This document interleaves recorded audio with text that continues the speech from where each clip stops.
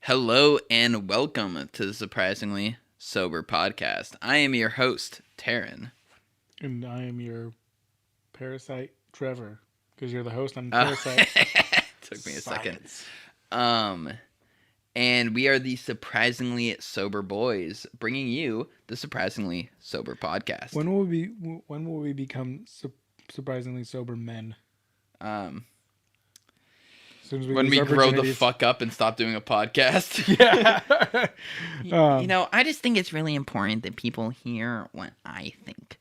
Because all that matters in the world is what some 27-year-old punk sitting in his basement thinks while wearing yellow shorts and drinking blue fucking mouthwash. Don't forget about the Saint Laurent hoodie. Yeah. Next step, the only thing that can be more douchey, Supreme. If I was wearing like sneakers, like hype sneakers on the underneath area. The out of shot? Yeah, the out of shot. Just like that scene with Samuel L. Jackson. No, not Samuel L. Jackson. Oh man, cut that, please, Taryn. Future Taryn, cut this. It's like that scene in 22 Jump Street with Ice Cube. Ice Cube, yeah. Where he's like, I'm wearing $4,000 shoes and you can't even see that shit right now. And it's like, yeah, the budgets for like wardrobe on movies is insane for shit that you don't even see. Well, those are probably his own though. Maybe. No, I doubt they wear their own shit on set. Well, I doubt somebody would also wear $4,000 sneakers. I think. Well, no, he was probably wearing dress shoes. Like, he was at work. But it's Ice Cube. He does what he wants. Yeah, probably, but he's still... Like, I would assume, being a grown-ass man, he's not just walking around like, yeah, man, wear my off-white Jordans. Like, he'd probably just be wearing, like Pradas or something. Like at a job. Yeah. Like, Ice Cube, normal day, probably would wear his off-white Jordans. Walking around. Yeah, if he's the police chief... Well, no, I'm saying, like, even, like, Ice Cube, like, the real Ice Cube, like, if he was in a business meeting... I doubt he would just roll up, like, dressed like a hype beast. Like, he didn't just roll up being like, fuck the police. That's how if he did that, I would buy anything and everything that he sold to me. So, that's fair. So, Taryn, how are you? I'm tired, man. Me too. I'm very It has exhausted. been a week for us. Yeah. We both you got your final dose of the vaccine, and I got the Johnson & Johnson one, so I was one and done. And it fucked us up. Yeah. I think it probably fucked you up a little bit more, but I got hit pretty hard with it. I would say you got hit harder. My situation just sucked a little bit more. It lasted a little bit longer, it felt like.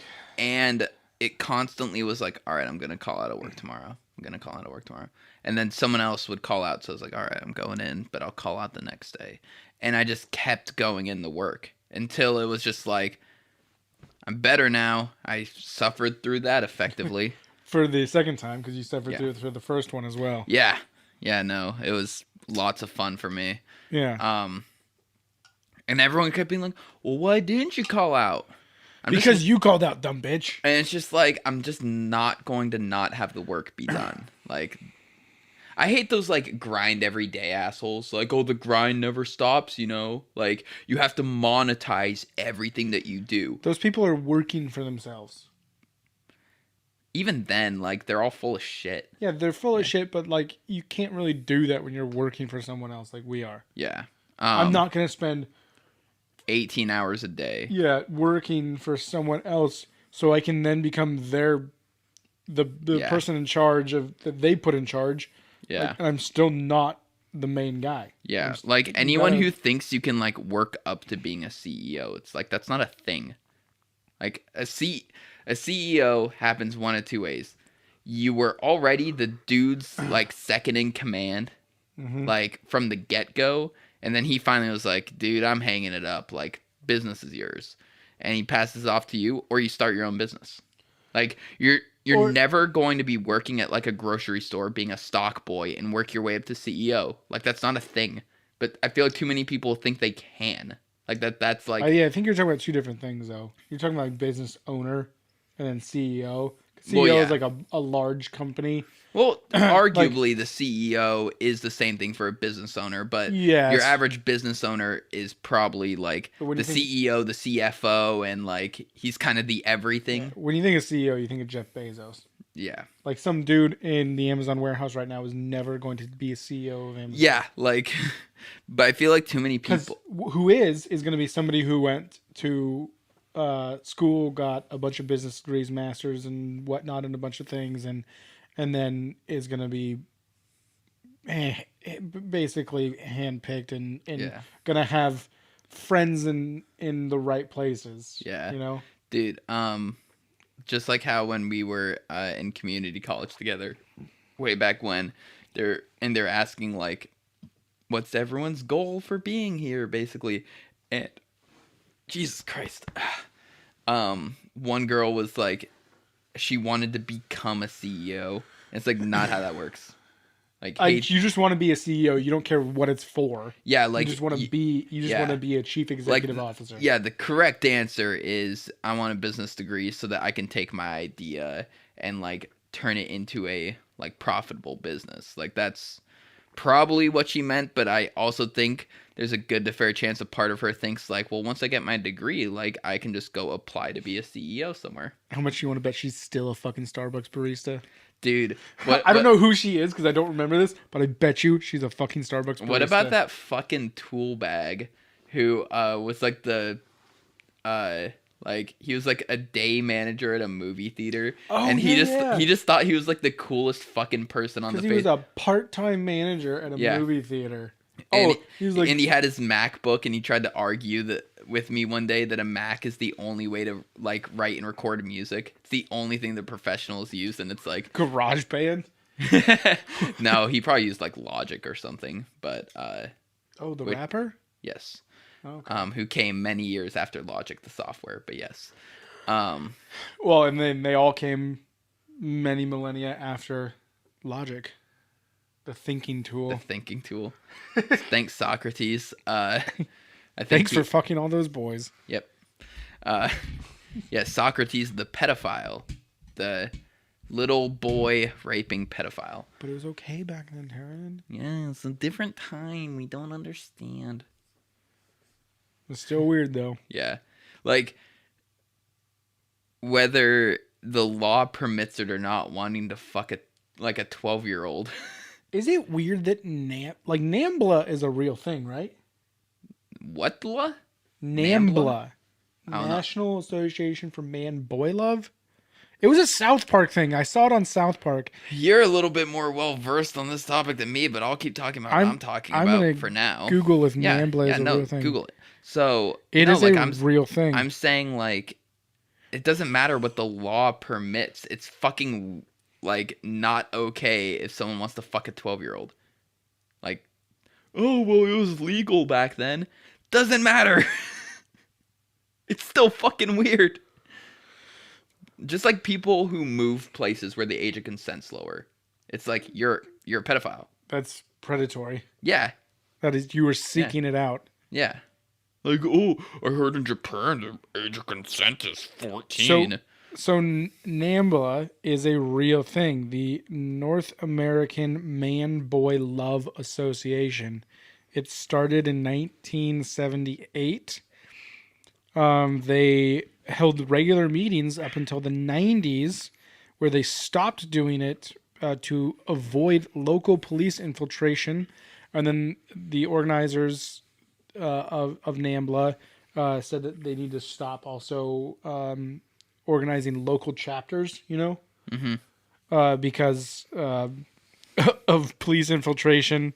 I thought that it was a joke from South Park, but apparently it is real.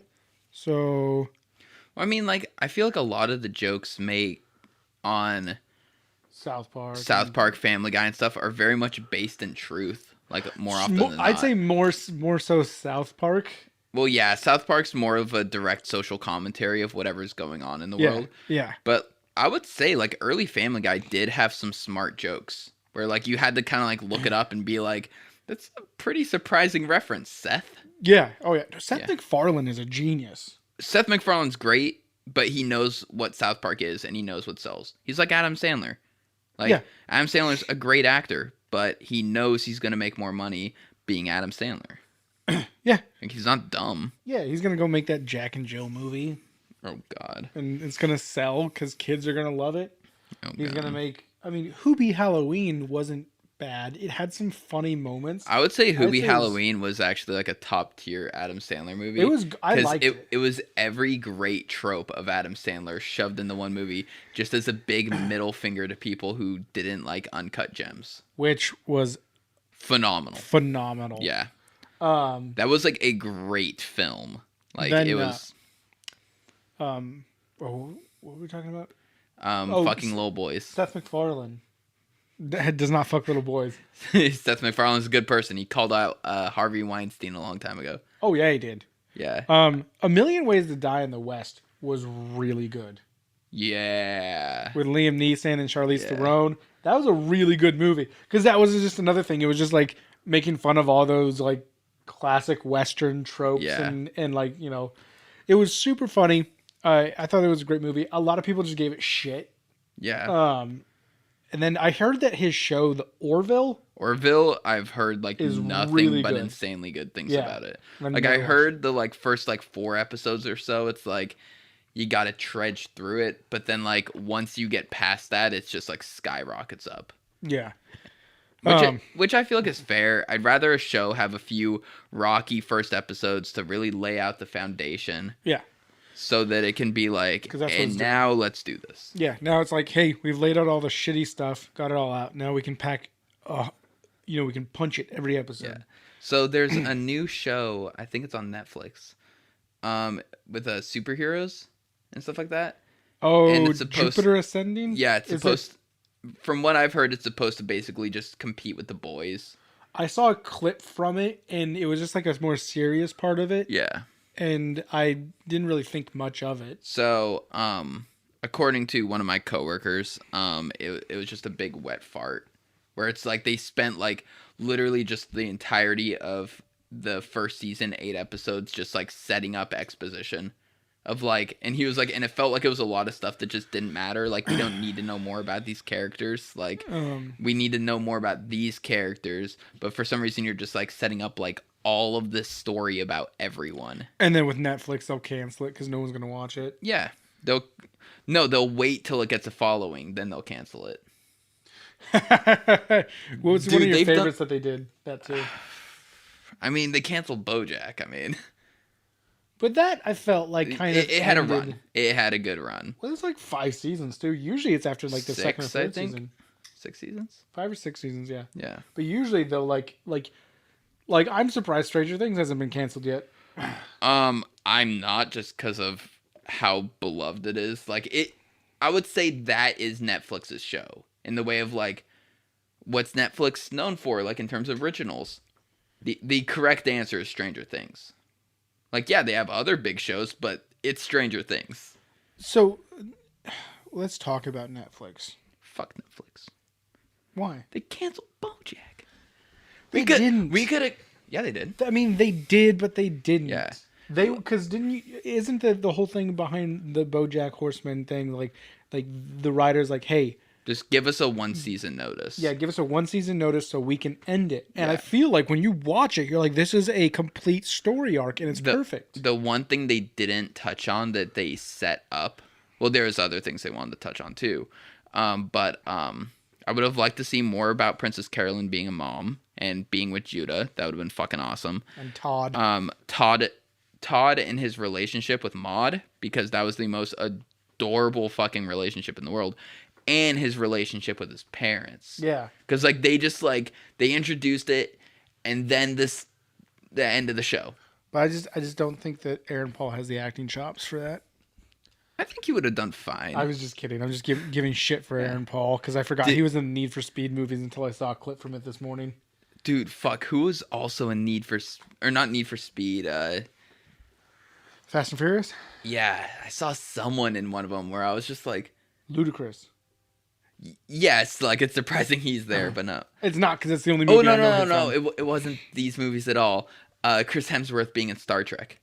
Oh yeah. Yeah, like I saw a clip of him in Star Trek, and I was like, he played Kirk's dad. Yeah. and I was like, what? But also, I've never watched Star Trek, so that first Star Trek movie is so good. we can watch it sometime. It is incredibly good because of. I'm not a huge Star Trek fan at all. Actually, I think the only Star Trek things I've ever seen are the new ones, the J.J. Abrams movies, and I think I've only seen like the first.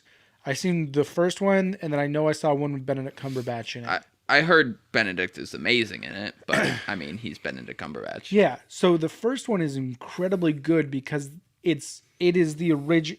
It's Kirk, Spock, all them, but they somehow he makes it. He basically makes it. He creates his own timeline. So it has nothing to do with the original series. Yeah. So he can do whatever he wants with it with the same characters. That's what was really impressive, and how he did it was really impressive, and you see it. And then just I think all of the actors there are incredibly good. Yeah. You have fucking what's his name from Shaun of the Dead? Simon Pegg. Dude, you're the actor guy, all right. Simon Pegg, Zoe Saldana. Oh. Like Zachary Quinto, Chris Pine, one of the like most attractive people. Like she's just a fucking. But like her two most famous roles, she's painted green. I like green chicks. What can I say? I care about the environment, you know. Or wait, no, is she painted green in Star Trek? I think she's blue in Star Trek. No. Anyway, I'm going to talk about my thing. Oh my God. You always want to talk about yourself. Well, what Benedict Cumberbatch came up, and I saw something funny about him. So I was watching interviews with like it was Anthony Mackie plays the Falcon. No, she's normal. She's not. Oh, I was gonna say she's not colored, but she is African American. So Sebastian Stan, who was playing Bucky, and then I feel bad that I can't remember the actor who plays M'Baku. I'm really bad at actor names. Steve Bombay. And so they're answering questions, and the person interviewing is like, yeah, so was there any like big moment that you're like excited to see like on the big screen? And he's like, he can't really say much. And then Anthony Mackie's like, yeah, so there's this one scene with Benadryl Cumberbund, and he like does this thing with his hands, and I'm really excited to see like how that looks like finished. And he just kept changing his name.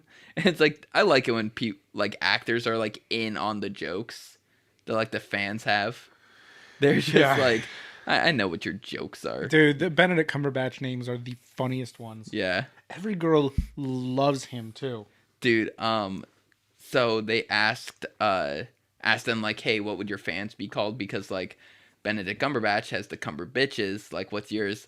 And Sebastian Stan's like the Winter Children, and he's like, oh, I don't like that actually. I don't like that because he kind of was thinking about it, and he was like, all right, the Winter Soldier, the Winter's Children. And I was like, nah, I like it. I mean, you could just call them Stans, which Sebastian is funny. Stans. Yeah, which that's more of a K-pop thing, but still, it still works. What is the Stans thing? I thought, isn't that from Eminem? Let's find out. Like this, I thought that's what it was from. This isn't the Uninformed podcast. Well, no, because like he had that thing like where like he had a song about some stan or something like that. I don't know. And then you had the whole it's a combination of the words stalker and fan. Oh, that makes so much more sense now. Who are you a stan for? Some people attribute it to him. Some people attribute it to the K-pop fandom. I would say it's probably more from the K-pop. Like it, I'd say like because I feel Eminem like started it, K-pop finished it because it was like like they're the ones who are gonna get stalked. Look at Blackpink, and then look at Marshall Mathers. Marshall Mathers. Which one do you think is gonna get followed home by some creepy fan? Oh, I feel like you're not gonna follow Eminem home because he'll fucking shoot you. Yeah, you're not gonna follow. You're gonna follow Blackpink home because they hot as shit. Have you? You did disappear for a while. Did you go to Korea? Yeah, but I chose the wrong one. But don't worry, I got out. Oh, I thought you meant the wrong Blackpink member. You meant the wrong Korea. Yeah. I made it out. You made it out? Yeah. Damn, you're one of the lucky ones. Yeah. When are we just gonna like get rid of North Korea? It's because they're close with China and we don't want to create conflict with China. That's also why we're okay with Hong Kong being oppressed. Yeah. Well, I don't know why. I know that. I should have thought Yeah. about that before I asked that. That was literally the whole fucking Vietnamese or Korean War. Yeah. And the Vietnamese War. We're just Yeah. fighting China through their little puppets. Yeah. But also, North Korea is like one of the worst countries to invade because it's such like a mountainous, like forestry terrain. Yeah, ask Eisenhower in the 50s Yeah. how that went. And so it's just like we could be at war with them forever and make like almost no progress. Like we could nuke the shit out of them, but that causes a whole lot of other problems with other countries being like, hey, I thought we all agreed we weren't doing that one. It's not, I guess it's not funny, but it's humorous. The Korean War in the 50s, because immediately we got out of World War II, we're like, oh, war is really like, you make a lot of money in war. Let's keep doing these. We've pretty much been in war ever since. Yeah. In the Korean War, it moved you can see, you know, how like the borders moved as the armies moved. Mm-hmm. And the border was at the 38th parallel. Mm-hmm. I think North Korea moved in a little bit to South Korea. We pushed them back, and then they started pushing them back, and then we're like, all right, truce. We'll just call the border right here where it's at. And it was the 38th parallel. Yeah. It's like, and then there's that like 1 mile stretch of like basically like dead land. Like there's stuff there, but it's like DMZ, Yeah. the demilitarized zone. Yeah. Where both sides are just sitting there pointing guns at the other side. Yeah. And then apparently there's like a fake one that they use for news reporting. That makes sense. a little bit of ways away from the actual one. Like the one that you see on TV and everything is not the real one. I believe it. Yeah. You know who told me that? Conan O'Brien, because he went to it, and like him and Stephen Yeun from The Walking Dead. Yeah. They started they're like making it seem like it was all real and everything like that, and then like they started doing shit to the North Korean guards and nobody was doing anything, and they're like, yeah, no, this is not the real one. That's fucking hilarious. Yeah. They wouldn't just let you go to the real one. Yeah. Like, I don't know, like, you'd be surprised at, like, how gullible people can be with, like, shit like that. Like, dude, you could just, like, walk right up to them. I mean, you'd get shot, but you can. Yeah. Like, just Naruto run across the DMZ. I'm sure they'll find that funny over there. You know what I don't find funny? Speaking of walking up to guards like that and harassing them. People harassing the UK Parliament guards. I can't remember what they're called. Yeah, they got the big black fluffy hats. Yeah, the Royal Guard. Yeah, the Royal Guard. Yeah. Like, I don't understand people's need to harass people. Like, he's just standing there. He's literally just doing his job. Yeah. It's not a fun job either. Yeah, I'm sure it pays well, but... I mean, I don't know. I mean, I know it probably pays better than being a normal enlisted officer, but it's tedious standing there for 12 hours or 8 hours or whatever it is. Complete silence in those uncomfortable shoes and that super tight uniform. Yeah, like I'm sure it's not like at all nice. I mean, I'm sure that being harassed by tourists all fucking day. Do something. Do something.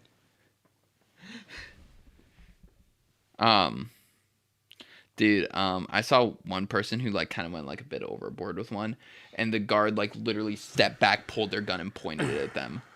I don't think they're loaded, but yeah. Yeah, but it was just funny. like the person like freaked the fuck out, and it was just like good. Yeah, leave him alone. He's technically protecting the royal family right now. Yeah, like which is a whole other thing. Fuck the royals. Yeah, why do they have a royal family? Yeah. Like, they don't do anything. I think once Elizabeth's dead, we just need to dissolve the monarch. Like, there's no point. We don't need to do shit. Well, I mean, we got rid of that.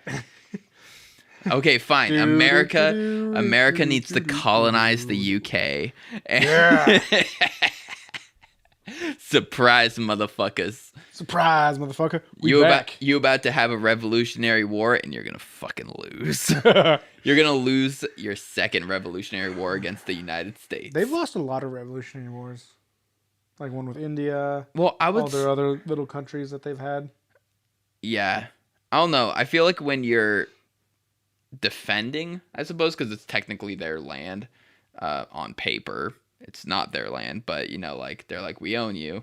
I feel like it's really easy to lose the Revolutionary War, especially when you're fighting like 100 of them, because it's just like, why are we spending all these resources, like, just to fight these people who are clearly never gonna give up? Like, let's just get the fuck out. Like, I'm sure they could have kept sending ships over to the U.S. until we eventually just mostly died off because they just had a better military than us. But it was just like, we won because they gave up. Basically, just like how the Vietnamese won against the U.S. because we were just like, this is a waste of fucking money. Let's go home. No, they were making a lot of money doing the Vietnamese War. Well, the government was losing a lot of money. The industry was making money. And then the government was making money from the industry. But then we were just like, fuck it, let's just go home. Oh, yeah, it was just unpopular. Yeah. That's the main reason they did it. They don't give a shit about all the people they sent over there to die. Oh, yeah, no, they don't care about that. But no, you get your name put on like this weird fucking wall. So with like the revolutions, like, yeah, America, we only had to fight that one war at that one time. Britain was defending its empire. So it's like, okay, this flank, we're going to fall back on this flank, the American flank, because we can't afford to lose any more there. You're right. Yeah. But they definitely wanted to keep like they wanted to win. No, well, America was their most important flank Yeah. at that time is the best way to describe it, because that was the new world. They barely knew what that had held. And I'm sure if they looked and saw what it is now, they're probably like, we really should have kept that. We really should have fought harder. We should have dumped everything into that. But that's kind of like... That's like saying we should have invested in Bitcoin when it was $200. But that's... So, okay, so here's a counter argument to that. With them in charge, who's to say that it would have turned out as good as it did? Because, like, let's say... Because people... The way that they were doing it is they really didn't have any influence so much as they were just collecting. Yeah.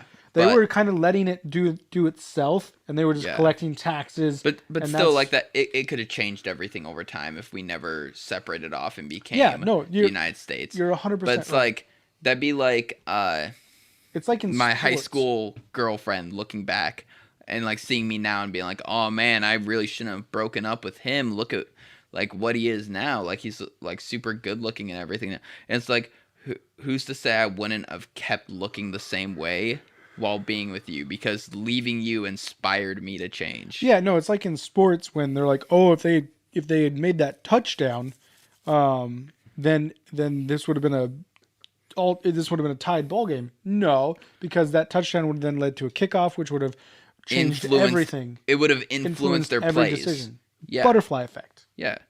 Which isn't a thing. I completely disagree with it. If you step on a butterfly, it's good. Hitler's gonna get resurrected from the dead.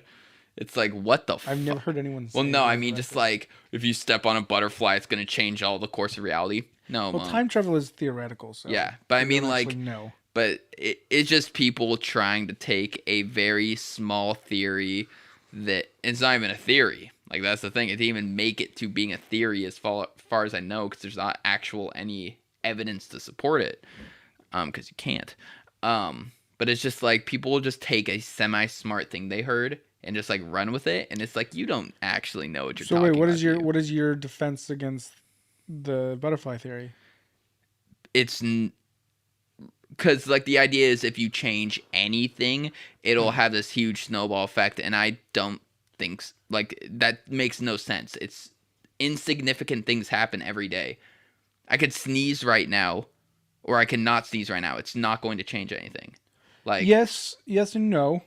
I could kick over the webcam right now. I could just fucking kick it, knock it over, and it won't change the course of reality. But you don't know, because then you'd have to go pick it up. We'd probably have to restart the podcast. But that's ridiculous you'd semantics. Be a little bit behind. Well, yeah, but it's weird how Final Destination. Again, a made-up movie. Weird how things work out. Weird how things work out. But you still don't want to drive behind a log truck because of it. Dude, before those movies, I didn't want to be behind a log truck. That's just common sense. You see semi-loose giant pieces of wood, like, I want to sit behind this. A kid at my work got into a motorcycle accident. And before, as he was leaving work, he got in it on his way home. He was getting ready a little bit early than he should have. And I was going to go ask him to do something. But I saw that he was already ready, so I didn't ask him to go do it. So he then left, and if I had asked him to do it, he would have been 3 or 4 or 5 minutes later on the road and probably wouldn't have gotten in the accident, right? How did the accident happen? Because he was going through an intersection at a certain time when a lady pulled out in front of him. So he would have never been at that intersection with that lady. That would fall under the butterfly effect. But who's to say it wasn't his fault and another car would have pulled out instead and it just wouldn't have been that lady?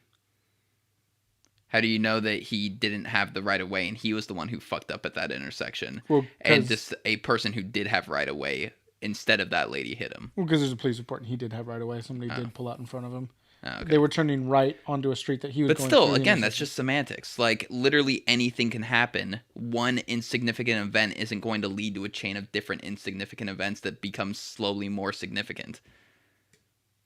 Like, stepping on a butterfly is not going to change anything.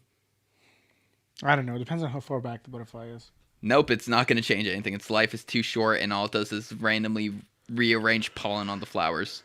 I mean, you're right. Because if you look at time travel movies, okay, let's choose something even more significant. I'm agreeing with you. I could walk into fucking Portland and shoot a complete stranger in the fucking face right now. I can. You don't have a gun. I could go get a gun. I'm white. It's easy for me. I could just walk into any sports store. And they'd be like, "Yeah, partner, you need a gun." Oh wait, you're white. You don't already have your free gun. You don't have your free white man gun. Your free white man gun. God damn it. It's an AR-15 in case you're wondering. I could go shoot a complete stranger in the face. I would argue that's a major event. It wouldn't change any course of reality. It wouldn't influence a future election. It wouldn't influence who suddenly rises to power and becomes a dictator in some fucking country leading to World War III. Like, everyone's like, if you step on a butterfly, World War III is gonna happen. They're gonna reanimate Hitler's fucking corpse, man. But that's not making any sense. You go and shoot someone in the face, that does alter reality. That you just ended someone's life, so therefore that person's family is now gonna be affected by it doesn't alter. It doesn't alter like a timeline. Like everyone, the whole thing the with timeline is currently being made. Everything alters it. Every single thing. But okay, fine. If I traveled back in time to 1982 and shot a random stranger in the face, it's not going to change the events to where Biden's currently president. Like, but every movie involving the butterfly effect does like do that. Well, no, like Back to the Future though, he had to do a lot to get it to change the timeline. Like he like almost fucked. But his mom like the actual butterfly effect. Like, I don't think I've seen it because I feel like any time travel movie, as soon as you step on the dirt, you're killing some bug, which therefore would be part of the butterfly. But no, effect. like people, the implication with the butterfly effect is that like if you change anything, like all of reality will be different when it won't be. Like literally thousands of people die every minute and nothing matters. It depends on the thing that you change. Well, yeah. If I go and shoot Joe Biden in the face in the 80s, it's going to change things a little. Yeah. But I'm saying, like, if you kill someone that's not that significant of a person, which is horrible to say, because everyone's significant, it's not going to change anything. It might change a local election. A local election. Yeah, like there might be a different, like governor in Montana. Who cares? I think the people running for governor in Montana care. I'm sorry you live in a shit state and you think your local government matters. Big sky country. Dude, like, what would you say the 5 worst states are in the country? Wyoming is number 1. I already hate that state. I hate that state because for some reason the entire state, at least the bottom part of it that I 80 goes through, or whatever fucking interstate goes through it, just the whole stretch of the state smells like oil. Ew. Because Delaware is on that list too. I've never been to Delaware, so I don't know. Oh, it's just like it's more of a who gives a fuck about Delaware. Like, name me one redeeming quality of Delaware.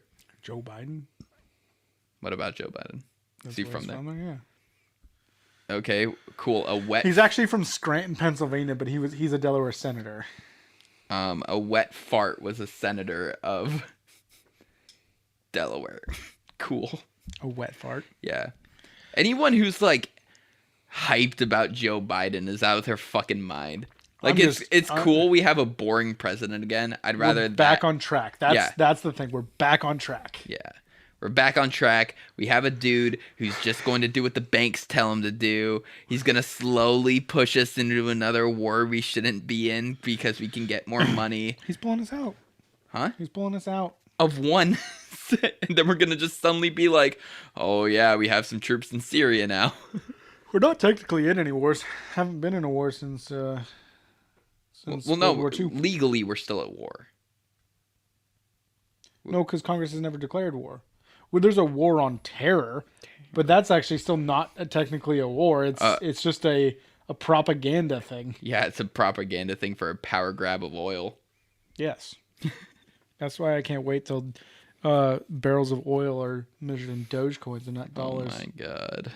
What? They're never going to be measured in Dogecoin because Elon is like for electricity, so like okay, fine, volts. Yeah, volts will be measured in Doge. Hold on, you talk.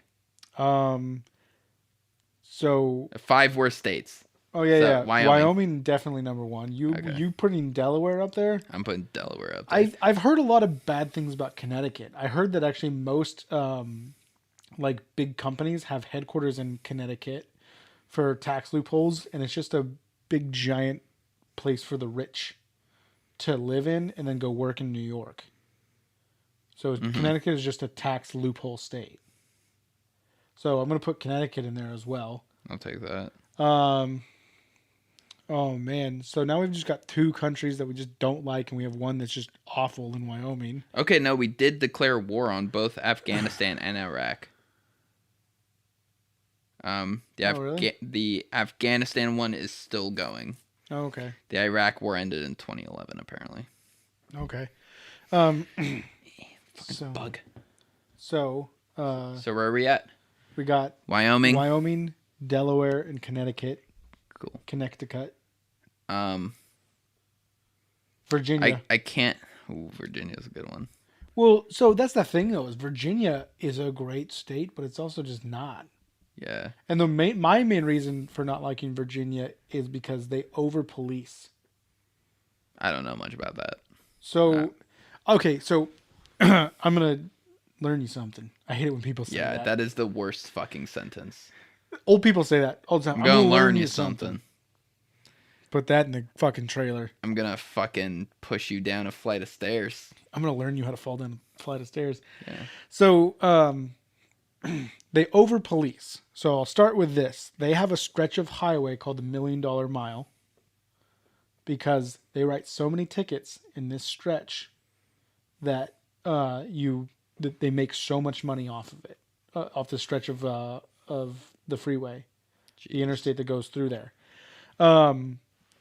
They think they write like I think the thing I saw was like $2 million a year in tickets just off of this 1 mile stretch, and they are so specific. Like if it's 55 and you're 56, ticket. And if you get a ticket and you're traveling through Virginia, you get a ticket, you have to and like you're like, well, I'm gonna fight it. I'm gonna fight it. You have to physically show up. That's dumb. For the court. Yeah. You have to physically show up. You can't write in. You can't do anything like that, if you're from out of state. Yeah. So, you're from Oregon, you fly out there, you're driving around in a rental car and you get a ticket, and then you come back to Oregon and your court date's usually weeks later. Yeah. It's not like the next day. It's not like, okay, cool, I'll just like stay in town for a day. Yeah, no, you have to physically show up in court to fight it, or else there's no choice but to pay the fine and put that on your driving record. Dope. Virginia is awful. Virginia's not for lovers. I thought Ohio is for lovers. No, that's an emo thing. Yeah, it is. Virginia is for lovers. That's on their license plate. So they're a bunch of lying fucking losers. Yeah. I'll say at number 5, I'm putting North Dakota. Why? It's the worst of the 2 Dakotas. I'd say South Dakota is. South Dakota is? I'd say that's the worst of the 2 Dakotas. I think we need to combine them into one big Dakota. And then just say you're fucking awful. Yeah. Hey, we're gonna join you together because you're both fucking awful. No, I'd say South Dakota is purely because of Sturgis, the motorcycle rally. I don't know anything about this. Sturgis? It's like the biggest motorcycle rally. Now that you put it that way. I don't know how you've like never heard of some of this stuff. Like it's like common pop culture things. It's a motorcycle rally held in like July, you work with motorcycles, right? And I don't. But I had heard about it well before I ever got into motorcycles. I've known about it since I was a kid. I feel like you also grew up not like white trash interests, but like like the stereotypical like I grew up in a white family interest. Like I've never been to like a monster truck rally, but I'm sure you have. I reluctantly went to one, yeah. Yeah, okay. I didn't like it. Oh, you didn't like it? It was loud and like I don't understand the point of it because it's just crushing things. Yeah. It's not fun. Like a lot of the like kind of like stereotypical like white people shit I just am not into, like NASCAR and stuff. Like most white people aren't into NASCAR. Yeah. Only the whitest of whites, the white bread whites, are into NASCAR. But no, Sturgis is, and I've only heard about it. I was never into it. I didn't get into motorcycles until I was like 19. Is it like more of like a Harley kind of? Any motorcycle rally is a Harley thing. Motorcycle rallying is a Harley thing. Yeah, like it's not gonna be the cool bikes. It's not gonna be the the RS 900 Kawasaki Z900 RS. Yeah, it's the Z900 RS Kawasaki. It's not gonna be Ducatis. It's gonna be Harleys. I mean, a few of those will show up. Yeah, but it's mainly Fu Manchu Harley riders. Yeah, like they did it last year during the pandemic. They said fuck you to any COVID regulations and did it. Yeah, and I think there was a big breakout of COVID there. Good.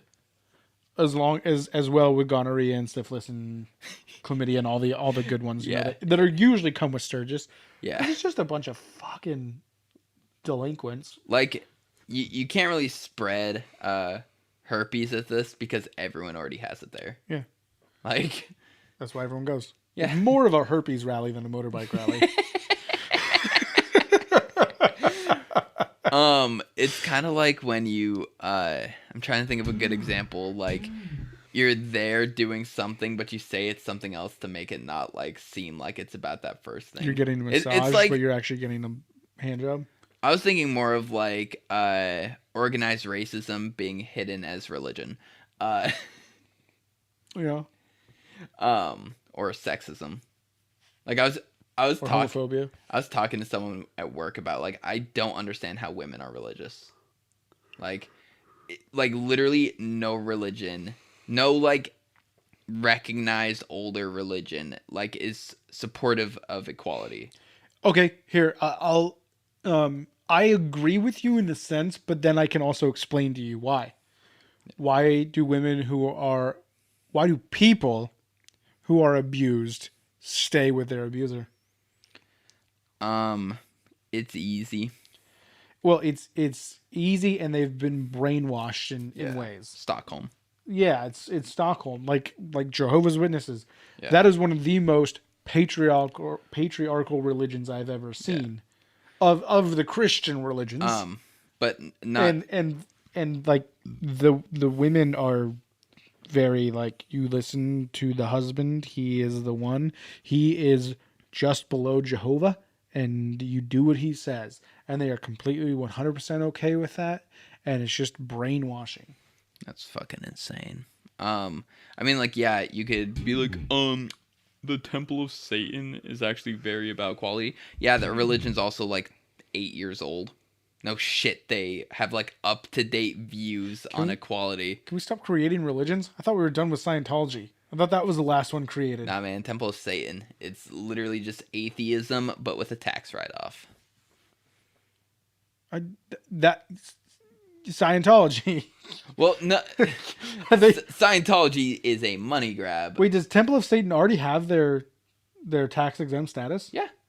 Dude, Scientology must be so pissed. Scientology fought for decades to get tax exempt status, and they finally gave it to them because Scientology would not stop hounding the IRS. They were harassing IRS agents. I'm gonna make sure that they do have tax exempt status. Okay, yeah, they were harassing IRS agents, going to their houses, writing horrible things about the IRS, and it just became when you read some of the documents, it's just like the IRS is just like, we're fucking done. Just they've been tax exempt for 2 years now.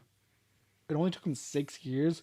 Origin 2012. L. Ron Hubbard is rolling over in his grave. David Miscavige, that's why he's so angry. I know way too much about Scientology. Yep, they are IRS 501c3 tax exempt.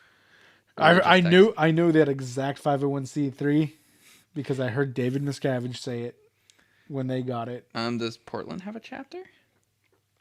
If so, I'm going. Was it not started in Portland? That's the most Portland thing ever. Nope, there's no Portland chapter. Damn. Closest one is Seattle. So you're gonna start the Portland chapter? Yep. Dude, start it. It'll give you purpose and meaning in your life. And I'll be tax exempt. Well, I mean, not everything you do will be tax exempt. Yeah, but I mean, like running the church. Like the church will be tax exempt, so any money spent on it will be tax exempt. Yeah, and all that money that I funnel into my own pocket, like good old what's his name, Joel Osteen. You just gotta believe. You gotta believe. Like that motherfucker just keeps his eyes closed the whole time because even he can't see. Did you see the Joel Osteen Kanye West video? No. I don't know when this was from. I think it was from a few years ago.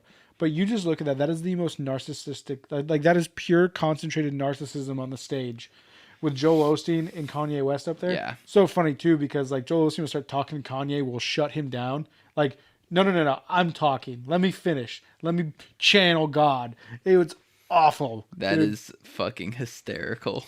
Kanye West getting all fucking religious. Dude. It's like, no, man, you worked hard for your shit. Stop giving it credit to someone else. Okay?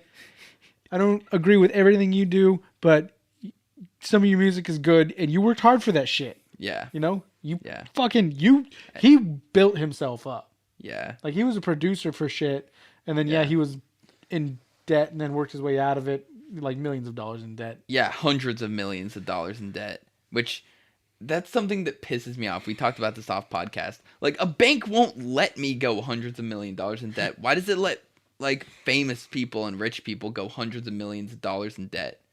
Because they'll pay it off. I don't know about that one. I'm sure some of them have declared bankruptcy. If you keep working like this for the rest of your life, do you think you'll make $100 million in your life? Yeah, no. That's why. But still, like, it's still arguably on the bank's part a gamble. I'm being like, maybe this guy will put out a hit album. It's a better gamble on him than you. But no, like, I wonder how many people have just gone hundreds of millions of dollars in debt and just been like, yeah, declare bankruptcy. I don't think well, then they take everything. Yeah. Everything that they can. Like. Which is pretty much anything you own, they can take. Yeah. I was actually. That's why you just gotta be an absolute Chad like my mom. All right. So she had a lot of debt, medical debt, but her and my dad were divorced. She didn't own the house. My dad owned the house where she lived. Like, she didn't own anything. So the bank and the hospitals basically just got a big old middle finger from my mom. And I was like, what a Chad. Last week tonight with John Oliver, they did a thing on bankruptcy a couple weeks ago. Like they looked into it all, and how fucked up and hard it is to declare bankruptcy, and how expensive it can be. Yeah. For someone who is broke. Yeah. Like it can be incredibly expensive. And then one of the things is like you have to take a financial course, like so you know how finances work apparently. And and they showed some of the clips from it. It's incredibly demeaning, and like it's like sometimes like they showed some cases where it's like, well, this person went into debt because they had to take care of their son who became handicapped all of a sudden. Yeah. And or this person had to start taking care of their their brother who got cancer, and they had to watch them die, and they went bankrupt doing it. And then now they're like being told, well, you're not good with money, so here's a course that's going to teach you how to be good at money. It's like, no, that's not why. Yeah, that's not the problem. It's more of our healthcare system that made me go bankrupt. Yeah, exactly. And it's like if you take my expenses and my income and you ignored my brother dying of cancer, I was doing okay. Yeah. What was really funny is like his last week tonight just did a piece on African American hair, and I learned a lot. It's not like what all of it is, like what a Jerry curl is. What? James Brown. This is just weird. No, it was really weird. Like you're just like this pasty British guy is teaching me about African people's the hair. racism that white people have done. Because like it's like dreadlocks and stuff that is kind of cultural. Like I would say for like you have the Vikings who did it, but that was just because they didn't wash their hair. Yeah. But like some of the other cornrows and stuff like that, you know, that's cultural. Yeah.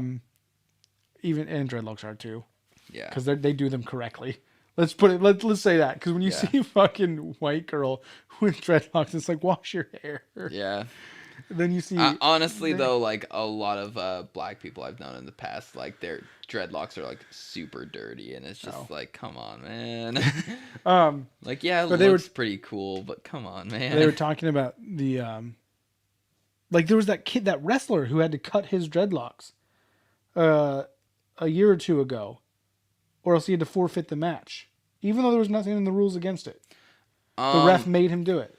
So this is something gross, and I always hate it whenever people say gross things on a podcast, because I'll be like, all right, I'm going to skip ahead of this a bit, and then I'll be like 20 minutes into the episode, and they're still talking about it. So I'm going to keep this really short and concise. So if anyone does ever come back to these episodes and listen, this is only going to be like 15 seconds, so don't worry. I saw fucking pictures of someone who went too tight on like pulling their cornrows together and like ripped their scalp up, and it was fucking disgusting. Welcome back to the podcast. It was just yucky, and it was like that has been stuck with me forever.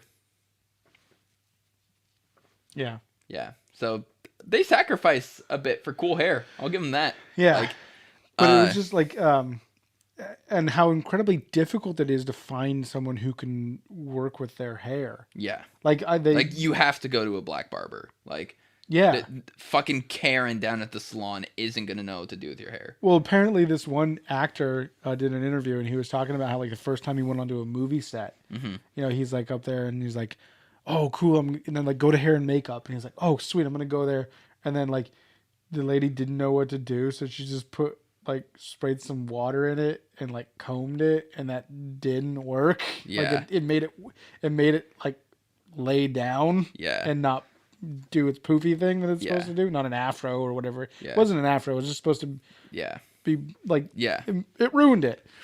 And then there's also apparently something called a hot comb. Yeah.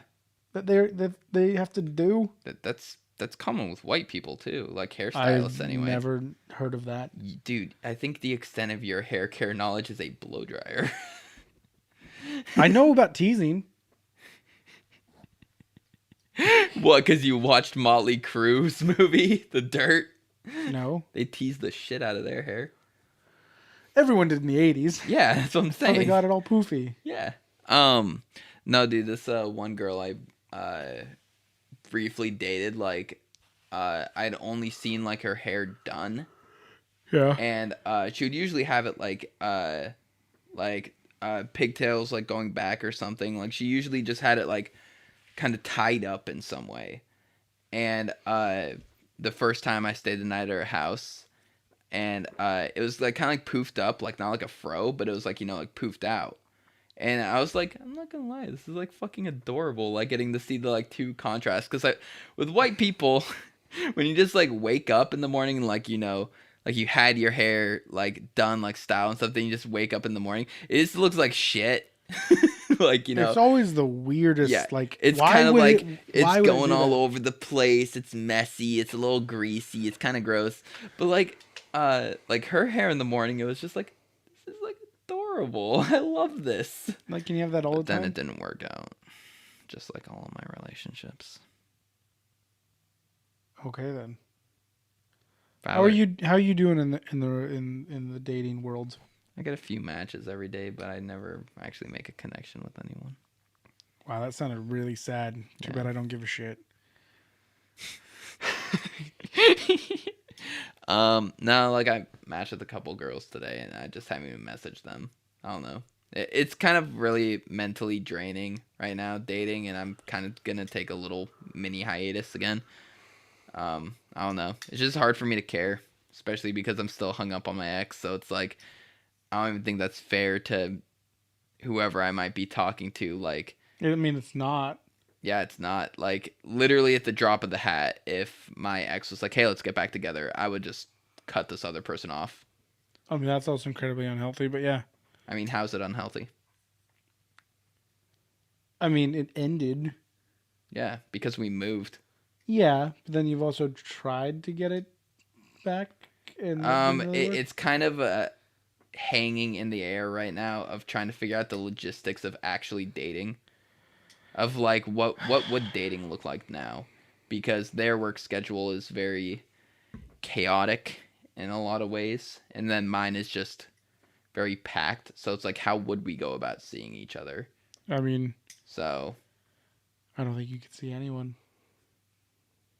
because I'm blind. Yeah, you're blinded by love. Blinded by love. No, I mean, just I have a better emotional connection with this person than anyone else, so I don't think it's necessarily bad that if I was just casually dating someone and then this person wanted to get back together, I would just be like, sorry, but this relationship's over. I'm going over there now. Because, like, you don't know you're going to have an emotional connection with anyone. Like, that there's going to be strong bond between you. So it's like, I already know that this bond exists, and it's a really good bond, because I love bondage. How's it going over there? Gonna cut yourself? After what I just heard, yes. Yeah. No, because, like, I don't know. Like, I give up on people quick. Sounds horrible. You do. But no, like, 1 or 2 dates, if it's just, like, if there's no spark there, it's like, what am I pushing for at this point? Like, let's just end it. Go find someone that is right for us. And, then, like, even at, like, the 2-month mark, I wouldn't say, like, I'm really, like, bonded with someone. Like, Really? Yeah. I'm a quick connector. I'm closed off. It takes a lot for me to break down my walls and let someone in. Sure, it was, like, literally the first date with Emily where I felt like that, but, you know, that's just a different scenario. That's the thing, though, is with you, though, like... When it works, it works. Well, no, I was going to say, like, with me, my one thing that I have is to bond with them. They're like, girls come to you like, hey, open up, open up, open up, open up. And I have to come open up and be like, look, I have a cool personality. I hate myself. I mean, like, I'm open, but it's just, like, I definitely, like... No, they're just like, open up. I want to see I want to get to know you. I mean, I'll tell them things. I mean, like... But like emotional bonding, connecting, Yeah. you know, like cry on my shoulder. And I'm like, yeah, I'll do that. Nah, dude. So there's a lot of things about me that are just kind of like weird to bring up, but like Yeah, there are. they eventually have to be brought up. Like you do a podcast in your basement? No, that never comes up. It should. No, it shouldn't. Like my mom being dead is one. I don't know how to bring that up to people. I don't think that really needs to be Well, no, I mean, brought like, up until it's like brought up. yeah, I know, but it's just like, apparently I didn't do it well with Emily, because they brought it up like a couple months ago, and we're just like, yeah, you really handled that poorly. I'm not gonna lie. Like it just like kind of came. It was just like, yeah, well, my mom's dead. Like we're getting to the age now where it's gonna be like it's gonna be more common that somebody's gonna have a parent who is dead. Yeah, or but both parents. I mean, like, you can still handle it well mentioning it. Like, but you don't just like third date and you're like, oh yeah, don't bring up like visiting my parents because it'll just be my dad. Don't bring up visiting my parents because we're not gonna.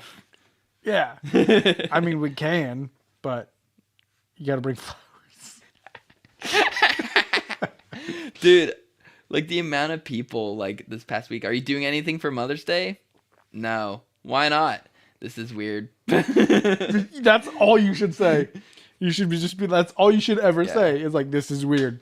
And then someone who knows will know and explain it to them. So one of my coworkers is just so adamant about how much he hates his mother. And it's just like, I don't care. I work with you. I'm just kidding. I love my and mom. like, just like gets so like, no, you don't understand. She's the worst. And I'm like, I don't care like about your problems with your family. And it's just like weird. And like, so someone asked both of us like, oh, are either of you doing anything for Mother's Day? And I just like, it was someone that I'll just say horrible things to them. Like, I just say horrific shit. And I'm like, yeah, mine's dead. So just because I just love saying like shock shit to them. Yeah, that's going to get someone to go, okay, sorry. And they were just like, shit, I'm sorry. And I was like, no, it's okay. Why would you know that? Like, and then the coworker was just like, my mom's dead to me. Jesus Christ, just say no. Do anything for Mother's Day? Nah. Okay, that's just awful. Yeah. Because, like, if you hadn't said that your mom was dead, and he's like, my mom's dead to me, I guess that would have just been really weird to say. You can make it funny though. But but you would just said, no, my mom is dead, and then he's like, well, my mom's dead to me. My mom's actually dead, and I regret not being closer to her. I can't reconcile that relationship anymore. Exactly. Yeah. That's what I just said. Yeah. You can't reconcile that relationship anymore, and he's over here, and you're just like, you're like just a little twat. Whatever you want to say to your mom, you still can. Yeah. If there was anything, I don't think there is anything I'd want to say to my mom. Like, I feel like our relationship was like very like fleshed out. Like, we were open about, like, loving each other and whatnot. So it's like, she's probably the only person in my family that knew I went to therapy, like, for being depressed. She's probably, she is the only one who knows. Although, I know your family, so that makes sense. Though. Yeah, no. My sister would tell me to turn to religion. You just need to go to church. You need to talk to a pastor. Like the one who touches kids? Yeah. Like, sorry, I don't feel like adding getting raped into the next lineup of things. I don't want to have to find another therapy specialist. Dude, if this would be my 5th therapist. And it's like, can I give you like just a Cliff Notes version of my life so that I can get into the things that I know need to get fixed like isn't sooner? Isn't there like a network where you can go read the notes on the last one? Yeah. Just like, all right, so these are the list of things that you need to know, but this is the list of things that I need to work on. Right so now. let's just get through this. All right, just give me 10 minutes, speed run.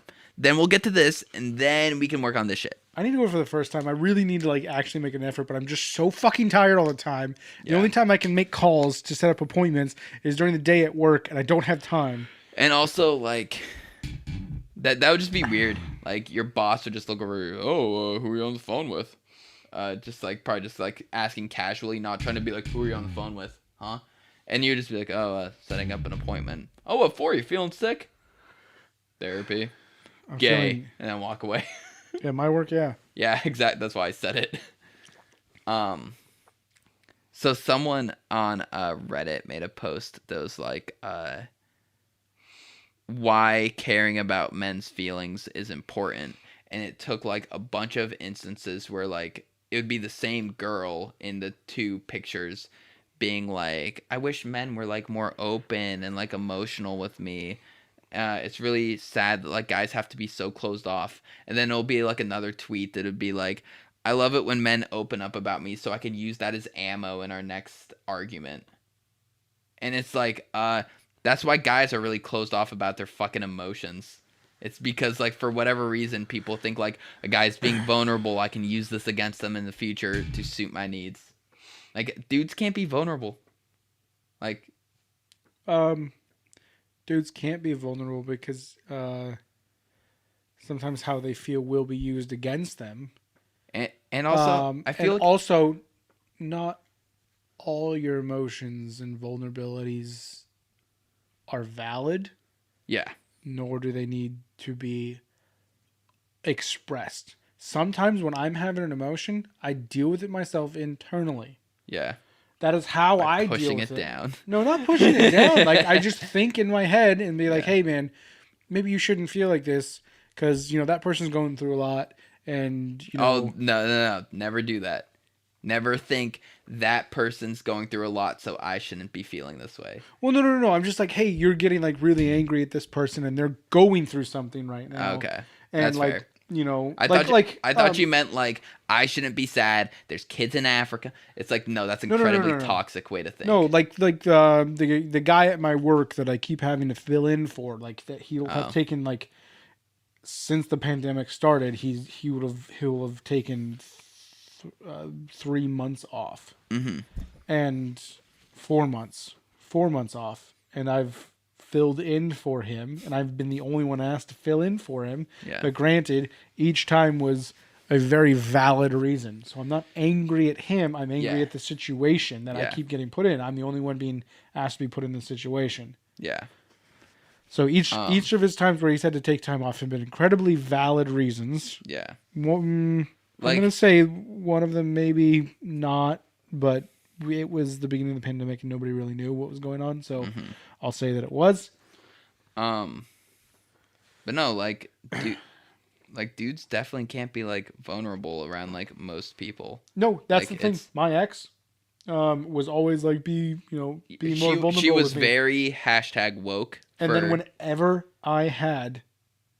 I would open up to her, it was then used against me and made me feel bad. Yeah. Like she was always like, why don't you ever open up to me? And like when we would have an argument, I would just like, instead of being heard at the end of it, instead of immediately responding with what I, like the first thing that came to my head, I would think about what I wanted to say. She's like, why are you being so quiet? Huh? And I'm like, I'm thinking about what I want to say because I want to do it smart and like, not emotional. When I was younger in the way of like being like 18 to 20, I thought like walking away from the argument is one of the worst things you could do. No, you need to sometimes just be like, hey, like we're both really heated. Let's take a step back and really think about this, and then come back to this argument and talk about it instead of just being like, no, fuck you. And that's not and like I agree with the don't go to bed angry. Like don't leave it that long.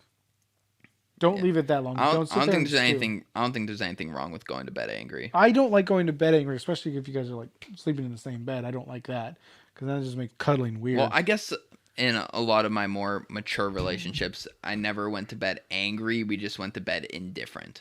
Of being like, we had an argument, we didn't solve anything, but we're gonna talk about it like later. So we're tired. So, let's go to bed. So lay the fuck over and we're gonna cuddle. Yeah, pretty much. Like I don't know, we were never like angry at each other. But no, what I was saying about my ex is that like whenever I would be vulnerable, it would then somehow like not be heard. Yeah. And I'm like, hey, I'm doing the thing that you want me to do, and I'm asking for help. Yeah. Like, this is me asking for help, and you've been asking me to do this, and now you don't care. Yeah.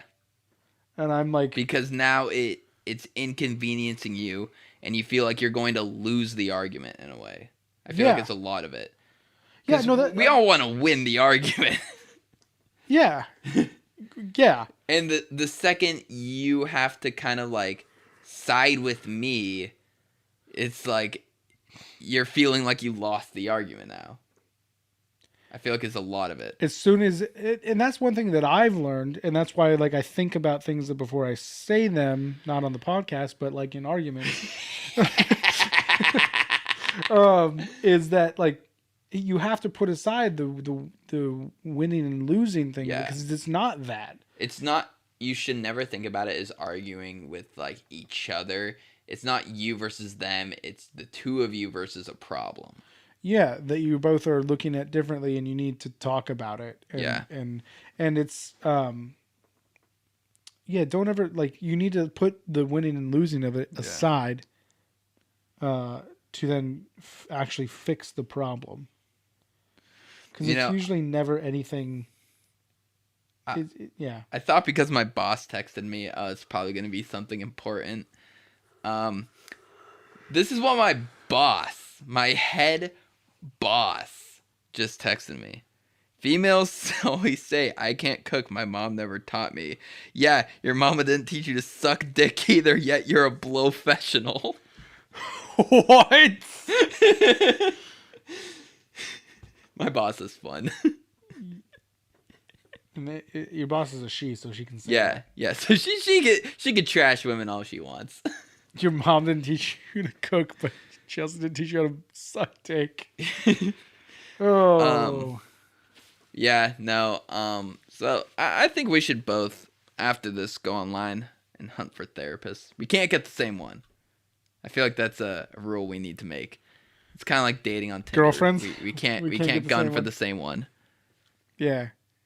Just Do you want a man or a woman? Woman. I can't, like, I know I should address it, but I can't talk about my problems to a man. And that's because of toxic masculinity. Yeah. More so my relationship with my father. Wow, like, you've already talked about this apparently. Yeah, no, I have. And I was told to get a male therapist, and I'm not going to. Have you ever had a therapist tell you should get a different therapist? It's fucking weird conversation, I'll tell you that. I've never been in therapy, yeah, so I know. I've never had a therapist tell me anything. Yeah, no, I was told I should get a male therapist to address the problem, and I was like, no, because that's not a problem I care about. I have different things I want to address, so let's get on that. Well, because it sounds like, your one problem is with the male therapist is that you just can't open up to a male. Yeah, so like it's like I'm not gonna pay for 4 fucking sessions before I can finally get through some of my problems. Like I'm gonna pay for several sessions before I can even be like, like I'm sad, man. Oh, are you gonna? So is that the other thing? Are you gonna do in person or in person? I couldn't do it over like a call or something. We should also make sure that we schedule them at the same time so that we can come back and then talk about them together. Yeah. And then you know how busy our fucking weeks are gonna be? Yeah. 2 podcast shoots in a week, a therapy session. Mine would have to be on Thursday. Wednesday or Thursday. That's like the only days I could actually go to therapy. Have to be Thursday because Wednesday's podcast. Well, I would do it in like the afternoon. Oh. Well, then that means the only day I could do mine would be Monday. Damn, yeah. It's fucking rough, man. Life. My Sunday. I mean, like, I don't really get full weekends, but yeah, whatever. Just want to flex on me that you have a Sunday. You chose this life. I talked about it, and it's not really an option anymore. They're just kind of like, yeah, you're not going to get weekends. Like, get a connected weekend. And I was like, okay. That sucks, but okay. You just gotta... But anyway, so, they have to be, I would say, over 35 or 40. But they can't be over, like, 55. Like, they got to be, like, the sweet spot of where, like, they're at an age... They're like an older sister. Yeah, they're... I wouldn't say that. A little bit older than an older sister. Old enough to understand my modern-esque problems of life. Of, like, being a youngish person. Because I feel like there is a lot of disconnect with, like, people in their 50s, like, not really getting the problems as well as they should. Oh. But they can't be young enough to where there's, like, any level of, like, I could fuck this person if I wanted. Like, that can't be a dynamic because I'm fucking crazy enough to look at someone in their, like, that's like 30 and just be like, if I wanted to fuck her after this therapy session, I could. Like, whether I With could. her consent. Well, no. I mean, like, the You hit on her. rationale in my brain that's just like, I could fuck whoever I want. Like, you know, if I wanted to get her, I could. Like, that would be occurring in my brain. And that shouldn't be occurring in your brain with your therapist. So, like, I gotta have that sweet spot of where I have no sexual interest in them. So you just said something before you talking about the rape. It's not rape. my brain just thinks I can get with anyone I want. No, that I can get with them. Consensual. Yes. That I could just, like, I could see a girl and just, like, walk up to her and be like, hey, you, my place. Let's fucking go. Yeah! Anyway, so before the rape, So you said something that I was actually thinking about the other day, was that you said that you don't want someone who's old who doesn't understand your modern problems. Yeah. And that made me think of how, you know, the older generation is always shitting on millennials and Gen Zers or whatever the fuck they're called. And it's like I don't think it's a generational problem, because you look at, like, Karens. Yeah. Karens are entitled boomers. Yeah. But boomers... Well, they're Gen X. Is that not boomers? No, it's the one between us and boomers. Okay, so yeah, so it's our parents. Karens are entitled Gen Xers. Yeah. And I don't think that it's a generational thing that is entitled. I think it's a cultural thing more than anything. I think that our culture now with our, I don't want to be the guy who's like, oh, our phones make us so entitled, but they do, because we can get anything we want at any time. Yeah. I ordered fucking packages at 1 a.m. in the morning. Yeah. I don't have to call up Sears and be like, can I get this? I would say it's a generational thing, and it's not so much like being like, because you're of this generation, you're like this. It's just like the time they grew up in, they were raised to be a particular way. And they were raised in a particular environment where it's like, that is a customer service person. That means they service me. Where, like, we were raised being customer service because that became pretty much the only job option that we could get right out from the get-go. Yeah, like, it's no longer like, oh, I'll just go work in my dad's paper, office. Scranton. And just, like, basically being handed a mailroom job where you're not really doing, like, customer service. You're just, like, working with, like, your fellow workers, basically. And then you go to college, and then you get a real job. Yeah, and then we were raised in the customer service era of, like, everyone just works customer service. So we're very polite to customer service people. They never did customer service, so they see them as service. Which it's like, yeah, they are, but they're not your servant. Like, they're not, like, some, like, fucking slave who just, like, bends to your will.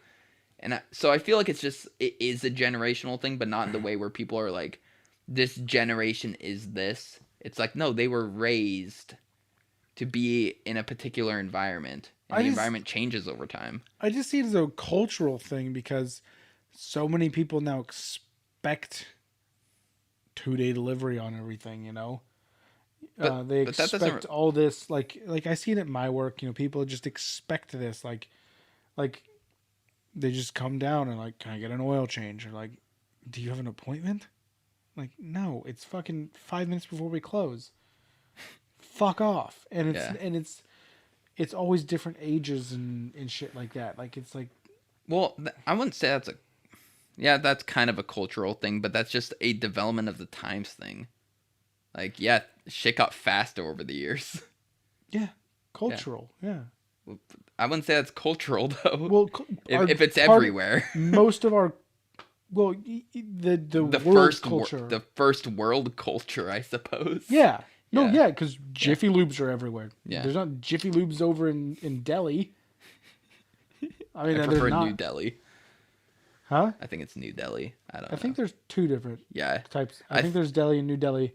I think New Delhi is like a province in Delhi, but I'm not very well versed in this. I don't know anything about India. We took that one geography class in 7th grade where we talked about the hardships of Africa, where you had to play that video game where you had to run to the water and then run back while there were people in vans shooting at you.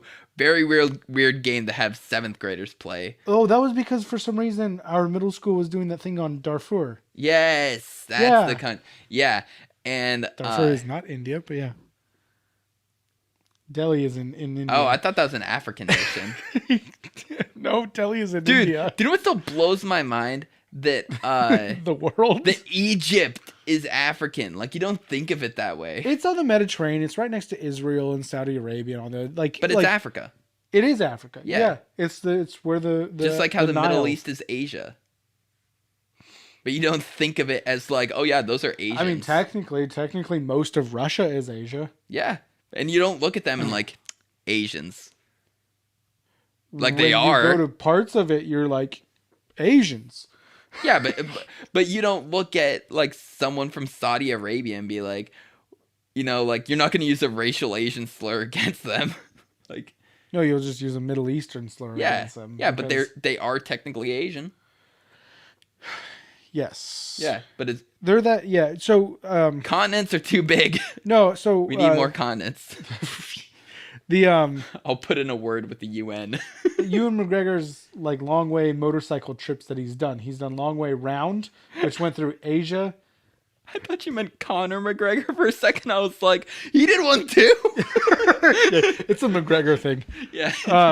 So Ewan McGregor, he did long way round, and he goes through Eastern Europe, Russia, then goes down to Kazakhstan and Mongolia, and then back into Russia. And like you see like all these like, you're just seeing like the changes in people's faces. He even says it. Yeah. And that's not racist. People in different parts of the world look different. Yeah.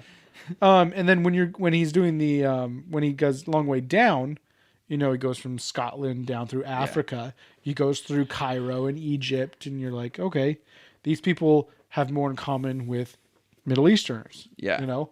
And then he gets down to Kenya and Ethiopia and Rwanda, and you're like, these are your typical Africans that you think of. Yeah. And it's like it's so weird to see how the people change. Yeah. Yeah. No, you know? It is. Yeah. You go from in America, you start in Florida, and you see, you know, as you head west, you see people having more and more teeth. Yeah. Except for when you hit Louisiana. Then like, you know, the fucking Cajuns and shit. Well, then you don't go through Louisiana. Yeah. You just get out there. Yeah. You just get out there, boy. You just get out. Well, no. You stop there, you get a beignet, then you get out. Well, yeah, you stop in New Orleans. Yeah. Do not stop in the swamps. Keep going. Keep going. Do not stop for gas. Dude, they are the worst white people on the planet. Like, yeah, because they're part French. Yeah. They're the two worst groups put together. The French and the South. And you can't understand them. No one can. Southern people can't. French people can't. Yeah, they just look at them like, what the fuck is going on? That's so the like name of the podcast. There's Cajuns. There's the joke that French is just Italian minus Spanish, and everything that left is French. Cajun is French minus intellect. Jesus Christ. That's fair.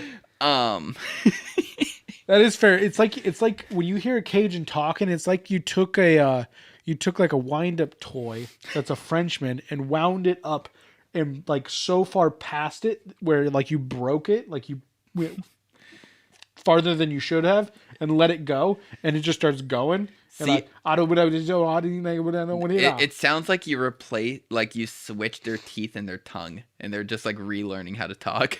It's like Boomhauer from King of the Hill trying to speak French. Dang, that was a silver play. Yep, dude, totally. You sound wicked smart. Yeah, you sound wicked smart.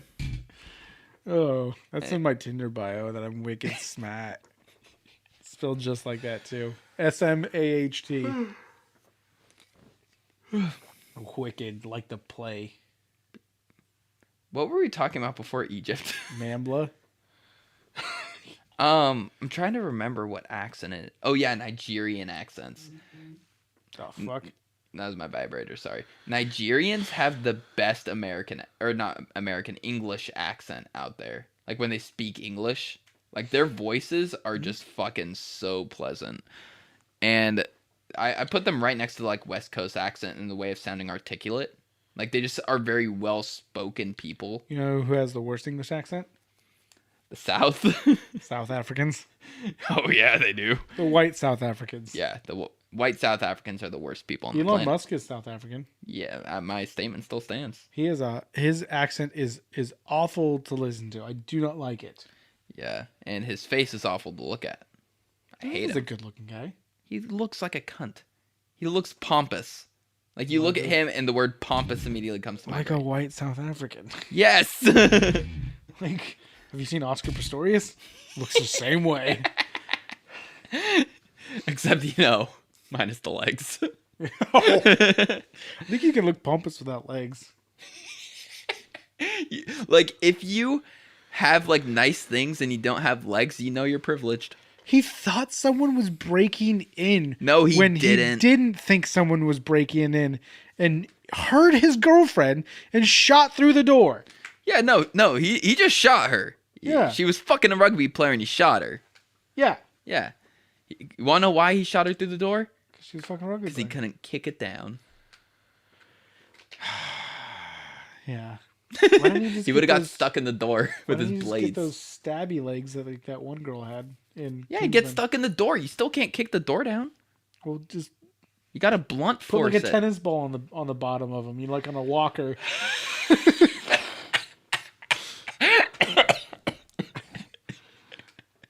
Just looks like a fucking geriatric fucking walker at a old person home, but on his legs. Yeah. Anyway, what the fuck were we talking You're about? saying Nigerians have the best accent? They do. They 100% do. Have you ever? It's very similar to Chadwick Boseman's accent in Black Panther, where it's like that smooth, Because smoky. he didn't actually have an accent. Yeah, he doesn't. He just sounds like a dude. Yeah. Um, No, I like that accent. I know what you're talking about. Yeah. Yes. It's Yeah, a very no. nice accent. But generally, I hate accents. Like people are like, "Oh, like French accents or British accents are so sexy," and I'm like, The two most pompous Yeah. accents in the fucking world. like British. I'm British, don't you know? Or French. Oh, we are better than you. but no, I mean like a girl. Our rats can make our cuisine better than us. Wait, I thought that movie was in Italy. I saw it like when I was. I've little. never seen Ratatouille, nor do I care to see Ratatouille, because we all know that the superior rat is Stuart Little. No, he's not. Dude, Stuart Little can kick any rat's Dude, ass. Chuck E. Cheese, fucking Ratatouille. Imagine being a kid at a fucking orphanage and a family shows up to adopt a kid and instead they pick a mouse. and like, it's dude, a rich white family. yeah, it's like I would just kill myself. Like I'm at an orphanage and they pick a fucking mouse instead of me. Wait, was he a mouse or a rat? He was a mouse. Yeah, was like a little white mouse. mice are definitely cuter than rats. Like rats are rats, Also, why was he Like- the only animal that like talked and interacted with humans? None of the other animals did. But apparently they could all talk. I don't know, plot of the movie. Plot armor. I'm just saying, Hugh Laurie was in it. Okay? Was he? Yeah, he played the dad. And I'm just saying a movie about fancy cooking is the shit. Because, A rat does it though. yeah, but also they got kitchen culture like perfectly. Yeah, they were swearing in it. I didn't hear any swearing in it in any of the trailers I saw because I have not seen the movie. So tell me, Turn, did Ratatouille swear? No. Okay then. Did he say corner? They did say corner. Okay, all right then. All right. And Heard. Okay. She also Yes, chef? like perfectly, yes. She perfectly, the sous chef like nailed it on every single like instructional thing where she was like teaching the guy how to cook. Remy, I think his name was. That's No, the Remy rat's is the name. rat. Who cares about the guy? A ginger fuck. Yeah. Like But it was just a very accurate movie. fucking great. Accents. Yeah, no, like a lot of like guys and stuff will be like, oh, like this accent's like really hot and stuff, and I'm just like, accent is hot. No accent is hot. I would say Pacific Northwest accent's hot because I can understand what the fuck they're saying. I know what they're saying when they're saying like, hey, you're really good looking. Hey, like you're like you're the equivalent of like a nice hoppy IPA. I would say that was like weirdly like a South California accent, but saying Pacific Northwest things. Yeah. Yeah. It's the same thing because they moved up from Southern California. They moved here because they watched Portlandia and they're like, oh my God, I bet the whole state's like that. Oh my God. Like, that is so cool. Dude, Yeah. Crystal, bring your crystals. We're moving to Portland. That's the name of the podcast. We're moving to Portland. Or Crystals, bring your crystals. Yeah. There's so many names. I'm so good at this. I don't think any accents are hot, but I do want to date a girl with an accent. Mainly because I want to go back and visit her family and then become a lord in Scotland. I want to date a girl with a Scottish accent. You just have but to not Scottish Twitter accent. Yeah. Yeah, all right. Yeah, I can't even do it. It's so fucking awful. Dude, because you have to speak inarticulately. You just have to, play it smart and never speak in a fucking accent. No matter how good you think you are, natives think you sound like hot horse shit. No one buys it. Oh, yeah. Yeah, it doesn't matter how good you think your accent is. It's terrible to the locals. Yeah. Like anyone who actually speaks with the accent, they just hear you and like... Can you and I both agree that Robert Downey Jr. is not good at accents? I never heard him do accents before. And Sherlock? Sherlock Holmes, the movie? I never watched the Robert Downey Jr. ones. Well, I just saw a clip from Doolittle, and he did an accent in it, and I did not like it. All right. Can we talk about how like British people usually sound better at American accents than us? Well, yes, because that's the only way they can break into Hollywood. Yeah. But no, like Benedict Cumberbatch. Like yes. some people are like, I don't like his American accent, and it's like, no, it's just not as good as his British accent. His American accent only takes me out of it because I've only ever heard him speak in a British accent. But it sounds fine. It sounds very like West Coast. It's a West Coast accent. Yeah. When he's supposed to be a doctor from Manhattan. I want him to be like, hey, give me the scalpel. Yeah, but no one sounds like that in Brooklyn anymore. Hey, I got the time stone. I give it the go-goosh, Hey, it's a simple spell, but quite unbreakable. You'll find our will greater than yours. Yeah. First off, what the fuck are you saying? Secondly, our? And then Robert Downey Jr. dropped the fucking giant rock on him. Oh man, dude, fuck Brooklyn. Fuck that entire state. New York? Yeah. Yeah. Hey, there's our number 5th state that's the shitty state. New York. I thought we picked Dakota. Yeah. Well, no, we picked... Dakota. We picked Wyoming, Connecticut, Delaware. And then you picked North Dakota, and then we said Dakota. Yeah. Just all the Dakotas. Because you argued South was worse, and I forget why. So we agree that North Dakota and South Dakota and Dakota Fanning are all the worst. My justification for my two, North Dakota and Delaware, is that, in my opinion, there's 100% nothing for you to do there. Like, there's just... Apparently you can make a shit ton of money there. In what, North building Dakota. a pipeline? Oil, yes. Not necessarily building a pipeline, but working on an oil rig. Yeah. Well, and apparently not enough people want to move there, so they are paying out the ass to get people to move there. Just like Alaska. Oh, there's the other state. Alaska, a shit state. Yeah. It has like a 6-to-1 gender ratio there. 6 men for every 1 woman. But they don't have any non-binaries? It's Alaska. They don't. I can confirm they don't. Taryn looked hard. I don't Taryn know. Loves the non-binary broads. I would say, yeah. I said non-binary. Binary. Maybe they wear a binder. Had their titties. Because they're so small. Well, no, like you typically wear them if you have like semi bigger titties, but you want to look like you don't have titties. Wait, a binder? Yeah, it's like You're not talking about a 3-ring binder, are you? No, it's like a corset, but for your tits. Okay, learn me something. It's a very tight, semi-thick fabric that you put around your chest so it looks like you don't have boobs. Who would want to do that? I mean, it's typically for like costumes, but non-binary people will do it if they have like bigger tits, but they want to appear outwardly like not of a particular gender. Yeah. They don't want to. Yeah. Okay. Yeah, but it's mostly for like costumes. Like everyone loves boobs. I love boobs. Boobs are great. Butts are better. Dude, I see a fat fucking ass. I just can't help myself, you know? What do? Look at it. I'm glad that's what you said. Like, I can't help myself. I just stare at it. Dude, like, why is it, like, I sit there and I stare at pretty girls waiting for them to come over and ask me out, and they never do. Like, what the fuck? Dude, I know, right? They never fucking do. Oh, wait, are you making a joke? Yeah. Oh. Yeah. Well, they don't, because what do you have to offer that warrants them coming up to you and asking you out? I know. This is why I need to go to therapy. I didn't mean you.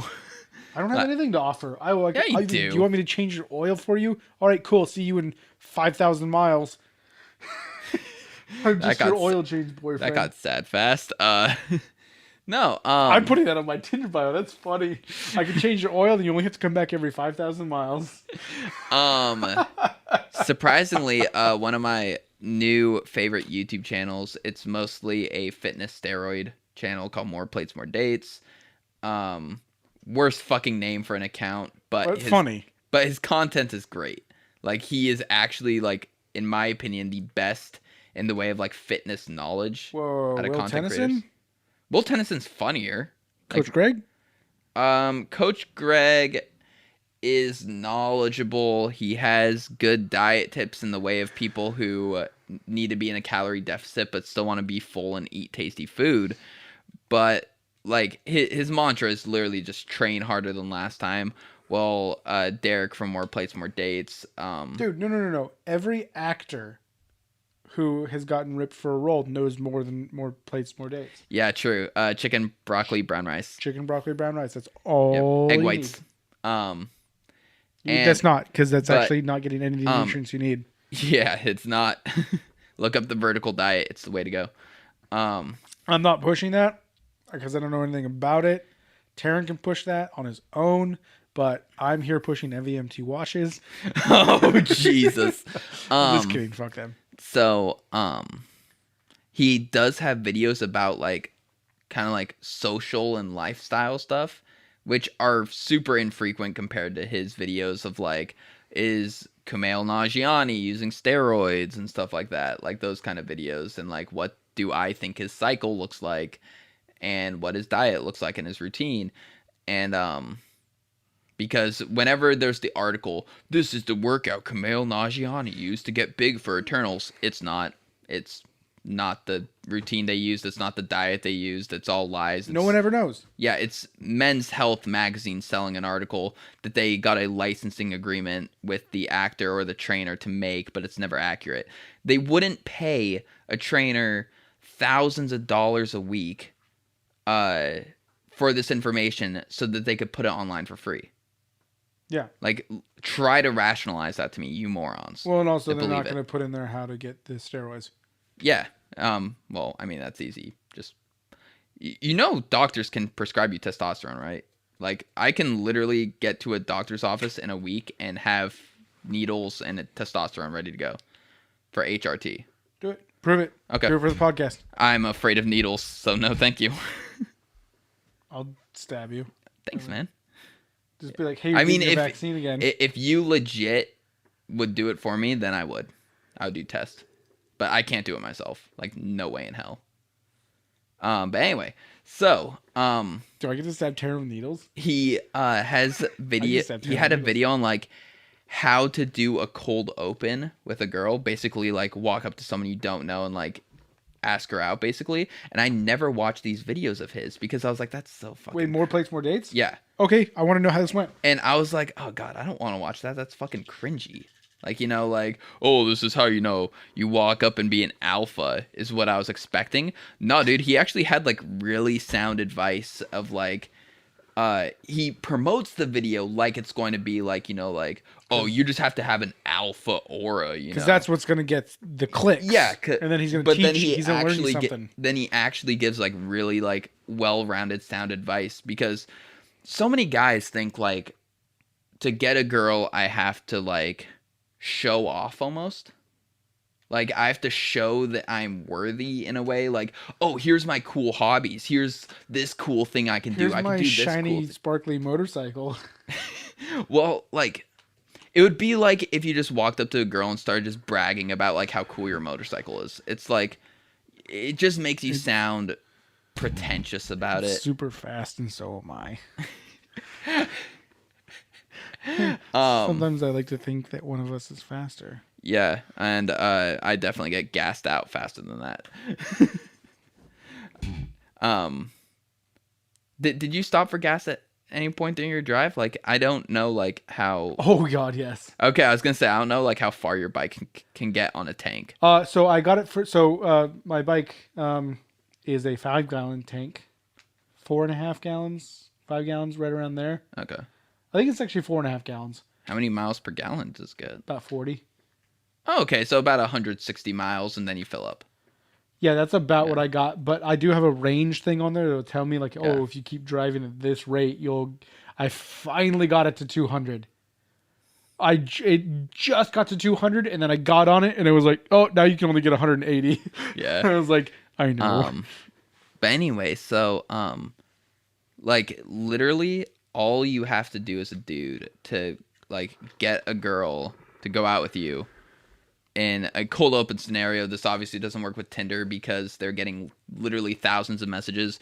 When you're the one person standing in front of them, it's a lot easier. It's a lot more uncomfortable because you actually are facing this situation.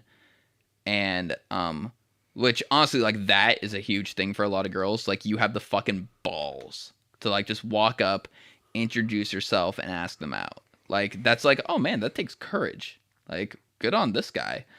You just have to be nice, which I love that people hate that. I'm nice to women, they don't sleep with me, because you're not actually nice.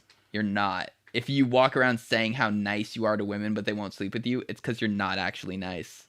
You do things with the expectation of getting laid. Like, I held the door open for her. Why won't she come back to my house and sleep with me? It's because you're not actually being nice. Like, holding a door is a bare minimum, and being nice is a bare minimum too. Anyone can be nice. But no, just be nice, make them laugh a little, show interest in what they're talking about, ask them questions, and, like, you'll do fine. Like, I've walked up to people I had no idea who they are. Just been like, hey, my name's Taryn. I just thought you were really attractive, and I wanted to know if you wanted to go out sometime. And they'll tell me their name and give me their number. So, can I walk up to a lady and be like, hey, you have bangs, want to go out? No. Don't objectify them. You just said that you found them attractive. But like, just saying that you find them attractive, but being like, because you have bangs, I want to ask you out. Yeah, no, because I'm making a point. Yeah, that for my next girlfriend. That's like the equivalent of Here's some more dating advice that I've picked up over the years. 2 things to never fucking do. It's kind of one thing to never fucking do, but 2 different scenarios. Man, I'm not usually attracted to black chicks.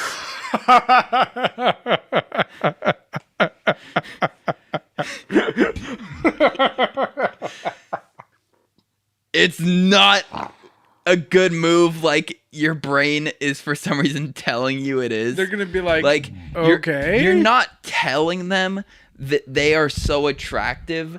They overcome. Well, you are saying you're so attractive. It overcomes my bigotry. Like, you're still a bigot. You're still fucking racist. You're still walking around with this black person being like, I don't like black people, but this one's good.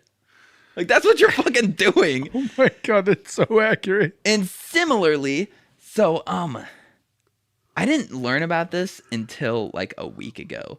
So apparently, when Emily and I were together, this guy who was in their social friend circle um, asked them out.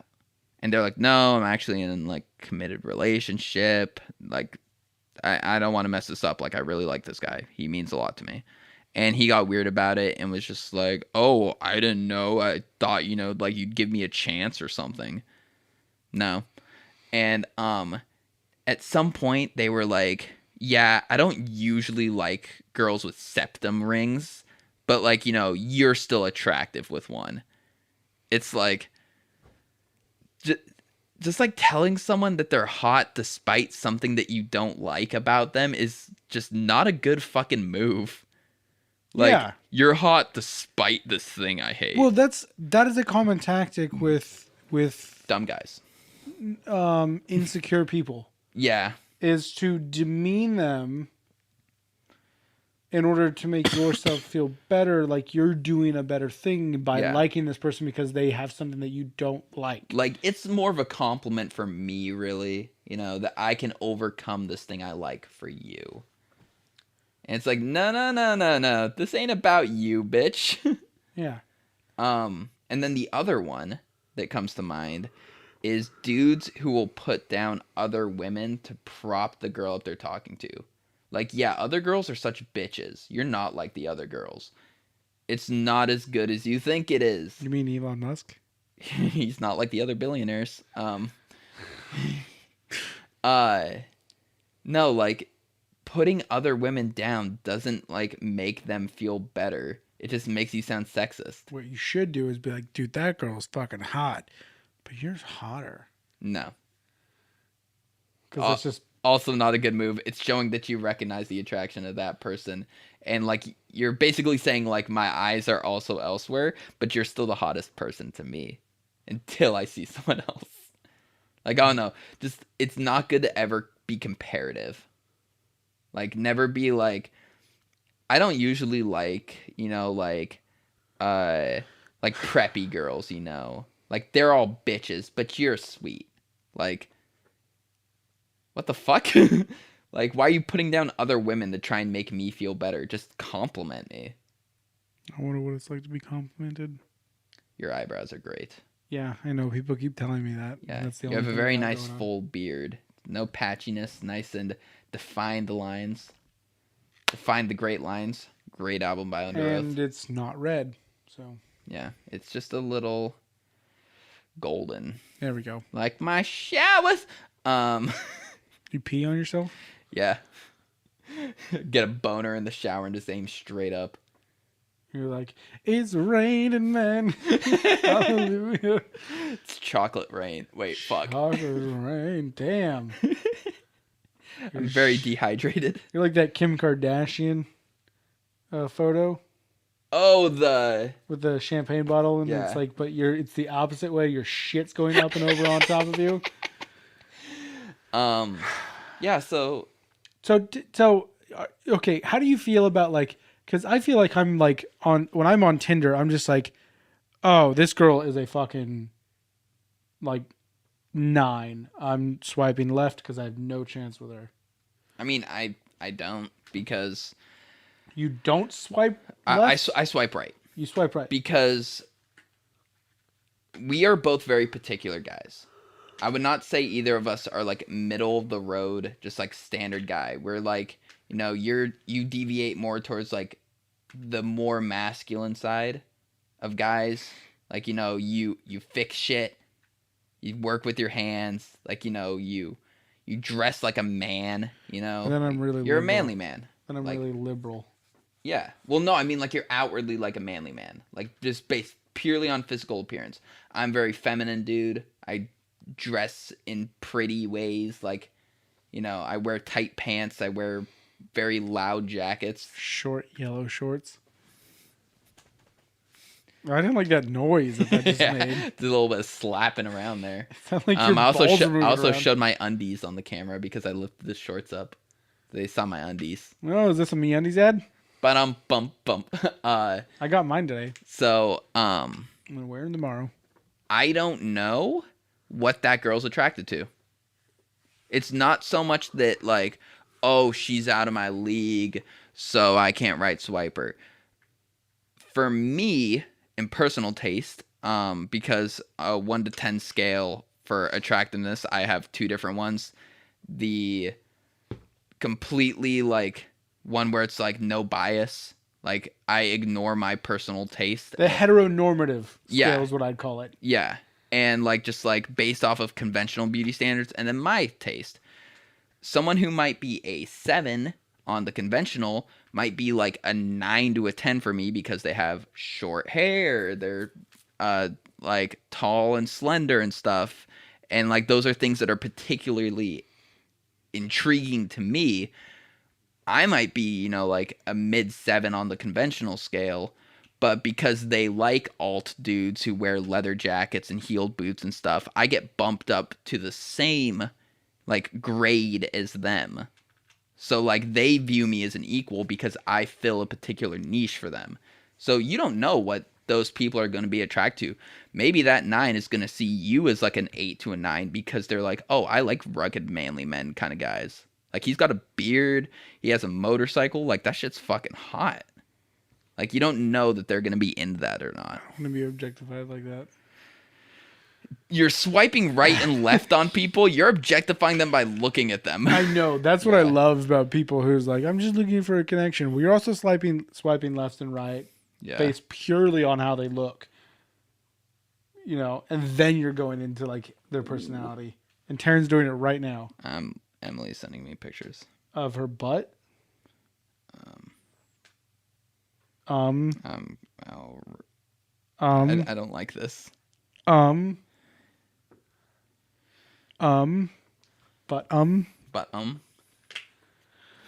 So what you're telling me is that I should always, if I find them attractive and I like them, swipe right. Yeah. What about in public? What if it's just a fucking? It's like it's a 10. So let's 10 walks into the bar. A 10 walks into the bar and the bartender says, "Get the fuck out of here. We don't like evens around here." Get out of here, roundies. Why? Is this a metaphor for racism? Bo. Oh, that's our Bo Burnham reference. That's our Bo Burnham reference. We're covered for another week, baby. Yeah. I say still do it. I don't go up and ask people out. Doesn't matter if they're a fucking 2. I'm saying like you should start. It's fun. Like yeah, I would say for every 10 I ask out, probably 6 say no, but 4 say yes. Jesus, 40% success rate? Yeah, but that's 4 people I wouldn't have slept with otherwise. What? Unpack that. Okay, so... Are you saying every girl you ask out you sleep with? Not every. How many girls have you asked out, Taryn? More than I've matched with on Tinder. I mean, not more than I've matched with on Tinder, but more than I've dated on Tinder. I asked out IRL. Give me a number. I don't know. We're going to r/they did the math. More than 60. Less than 80. What's 40% of that? Oh, no. How many have I asked out? Oh, fuck. I've asked out more than like 200 people. Like, just walk up to them and ask them out. So you're saying that... Since 2017, I would say minimum twice a week. I do. Jesus. Yeah. But you still are in love with that one person, so that's okay. I deal with my problems in my own special way. But no, I drink to drown, you eat to drown. No. She's a squatter. No, but like the way I rationalize it, like, yeah, 6 girls said no, but 4 girls said yes. And 6 girls regret saying no. No, like, for those 6 girls, they could have been in a relationship. Nothing I can do about that. I'm not going to try and intrude on monogamy like that. If you're in a committed relationship, I respect it, and I'm just going to move on with my day. Like, they don't owe me anything. They're literally a stranger. No, you were nice to them. You held open the door for them. They owe you everything. I'm not their type, and I get that. I I would say I'm not most people's type. So it is completely fair that someone just says no because they're not interested in me. You're like a water type Pokemon. I'm a dark type. How dare you? I don't know any of what I'm saying. You just want me to be wet. You usually are wet. You're usually damp. Yeah, I'm damp right now, man. I'm sweating up a fucking hurricane over here. What the fuck? But no, so like, if you ask out no one, you miss 100% of the shots you don't. Yeah, take. literally. Yeah, like only make 40%, but if you never shoot a basketball, you're gonna make 0 shots. If you shoot 100 and you make 20, you made 20. If you're hitting 400, man, you're going in the record books with Ted Williams. Yeah, Teddy Ballgame. So I'm fucking Teddy Ballgame over here. Yeah, getting my dingus. Getting my dongers. Wait, I'm not getting dongers. Wait. They're getting dongers. Hey. You're giving out dongers. I'm dishing out them dongs. So we need to start. You need to start taking me out and learning me how to. I mean, there's nothing to learn. You just like learn. walk up. Like I've seen Hitchcock. I'm not going to Hitchcock. Hitch. I'm not. Yeah, you mix Hancock and Hitch. Hitchcock. Hitchcock. He's got superpowers and he's banging broads. You know. Oh man, Hancock was fucking dope. Like the Hitch first was 2/3. Yeah, Hitch wasn't.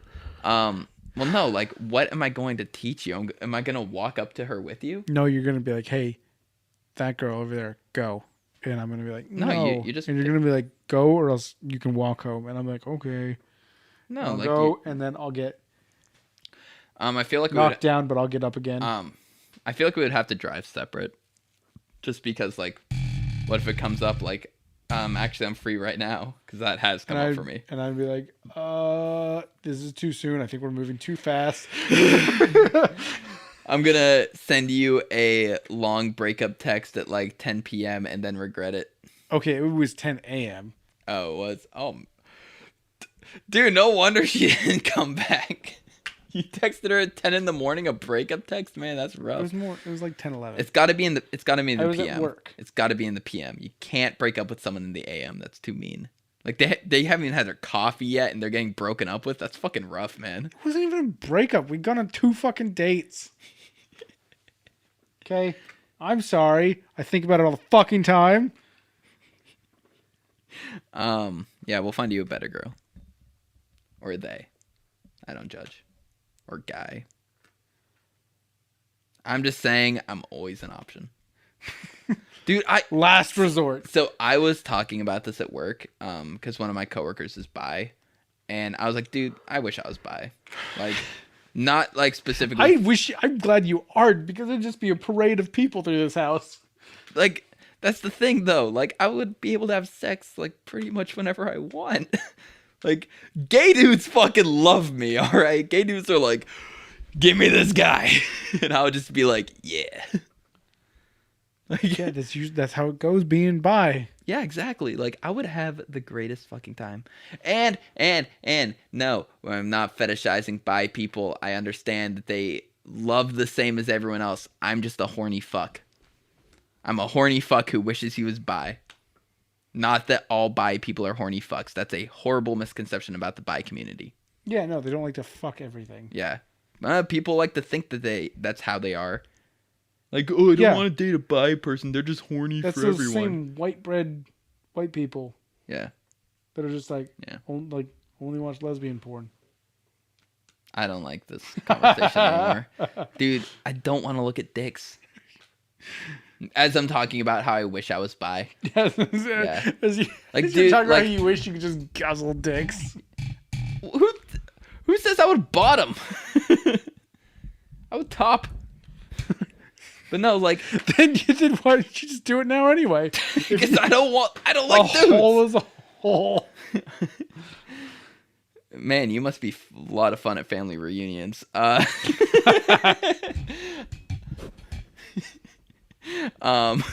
awful. No, dude, like I've tried to like be attracted to dudes. Like, not like, like try to like look at naked dudes or something and be like, you like this. Like, I'll just like look at dudes. I'm like, he's good looking, but not in that way. Like Ryan Reynolds. gorgeous man in fantastic shape, but it's just like there's no like I don't view it sexually. I've tried so hard to be attracted to dudes. It just doesn't work for me. Okay, that's fair. Yeah. That's fair. That's So I always hate it whenever people tell me you don't know you're not into dudes till you don't try.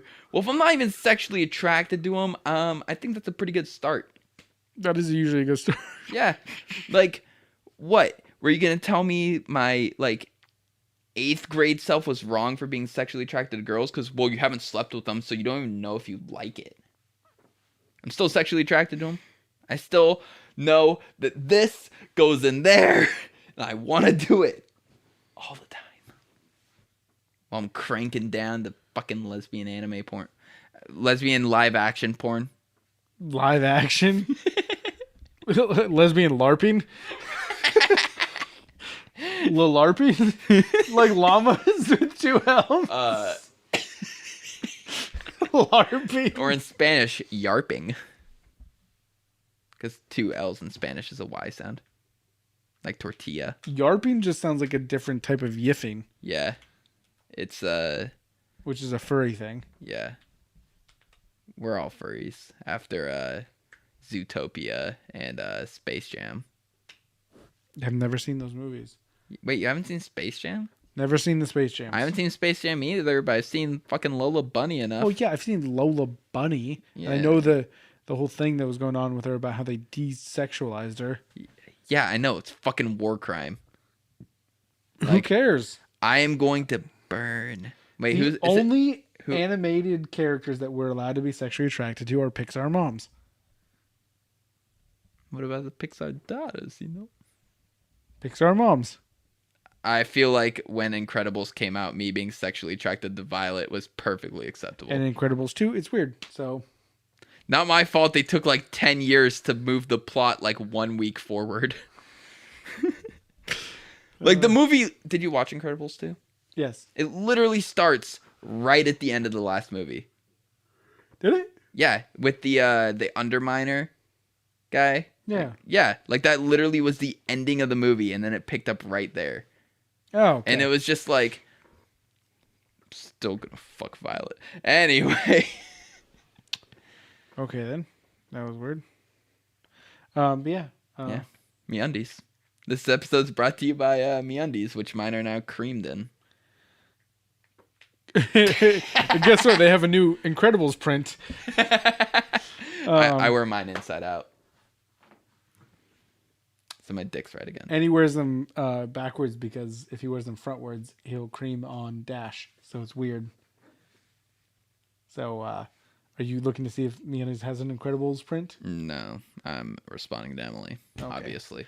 So you should probably wrap it up. Like Taryn doesn't do on a first date. That's another thing we should unpack, but you should unpack that with your therapist that we're both going to go find right now. Yeah. Fuck, what time is it? Oh, it's already 9. Yeah. I have to leave for work in 2 hours. Good for you. I need to go to bed. I've been up for 16 hours. So. I make the cutest sounds. Wait. No. I've been up for 18 hours. Jesus, you're pulling a Taryn. I've been up since 3:30. I might sleep and go into work at You won't. 3. I Joey, should. I only slept like 4.5 hours. All right. Check us out on Twitter at Surprising Twit. Check us out on Instagram, Surprisingly Podcast. We are on YouTube, Spotify, Apple Music, anywhere where you like to consume your podcasts at Surprisingly Sober Podcast. Check us out on Friday for Surprisingly Music. Yeah, where we do Pedals for Armor by Haley Williams this week. Yep. And be sure to check out previous episodes. Maybe we've done a band that you're into. And let us know if you like the podcast. If you got to this point, I feel like you're contractually required to leave a comment. If you're hearing this spiel, you have to leave a comment. It's the fucking rules. Don't say spiel. Spiel in German means play, so... It means play? Yeah. Oh, I thought you said plague. No, play. Like as in, I spiel basketball. Ich spiel basketball. I play basketball. I spiel with my cock? Yeah, you probably do. I'm Taryn. I'm Spiel.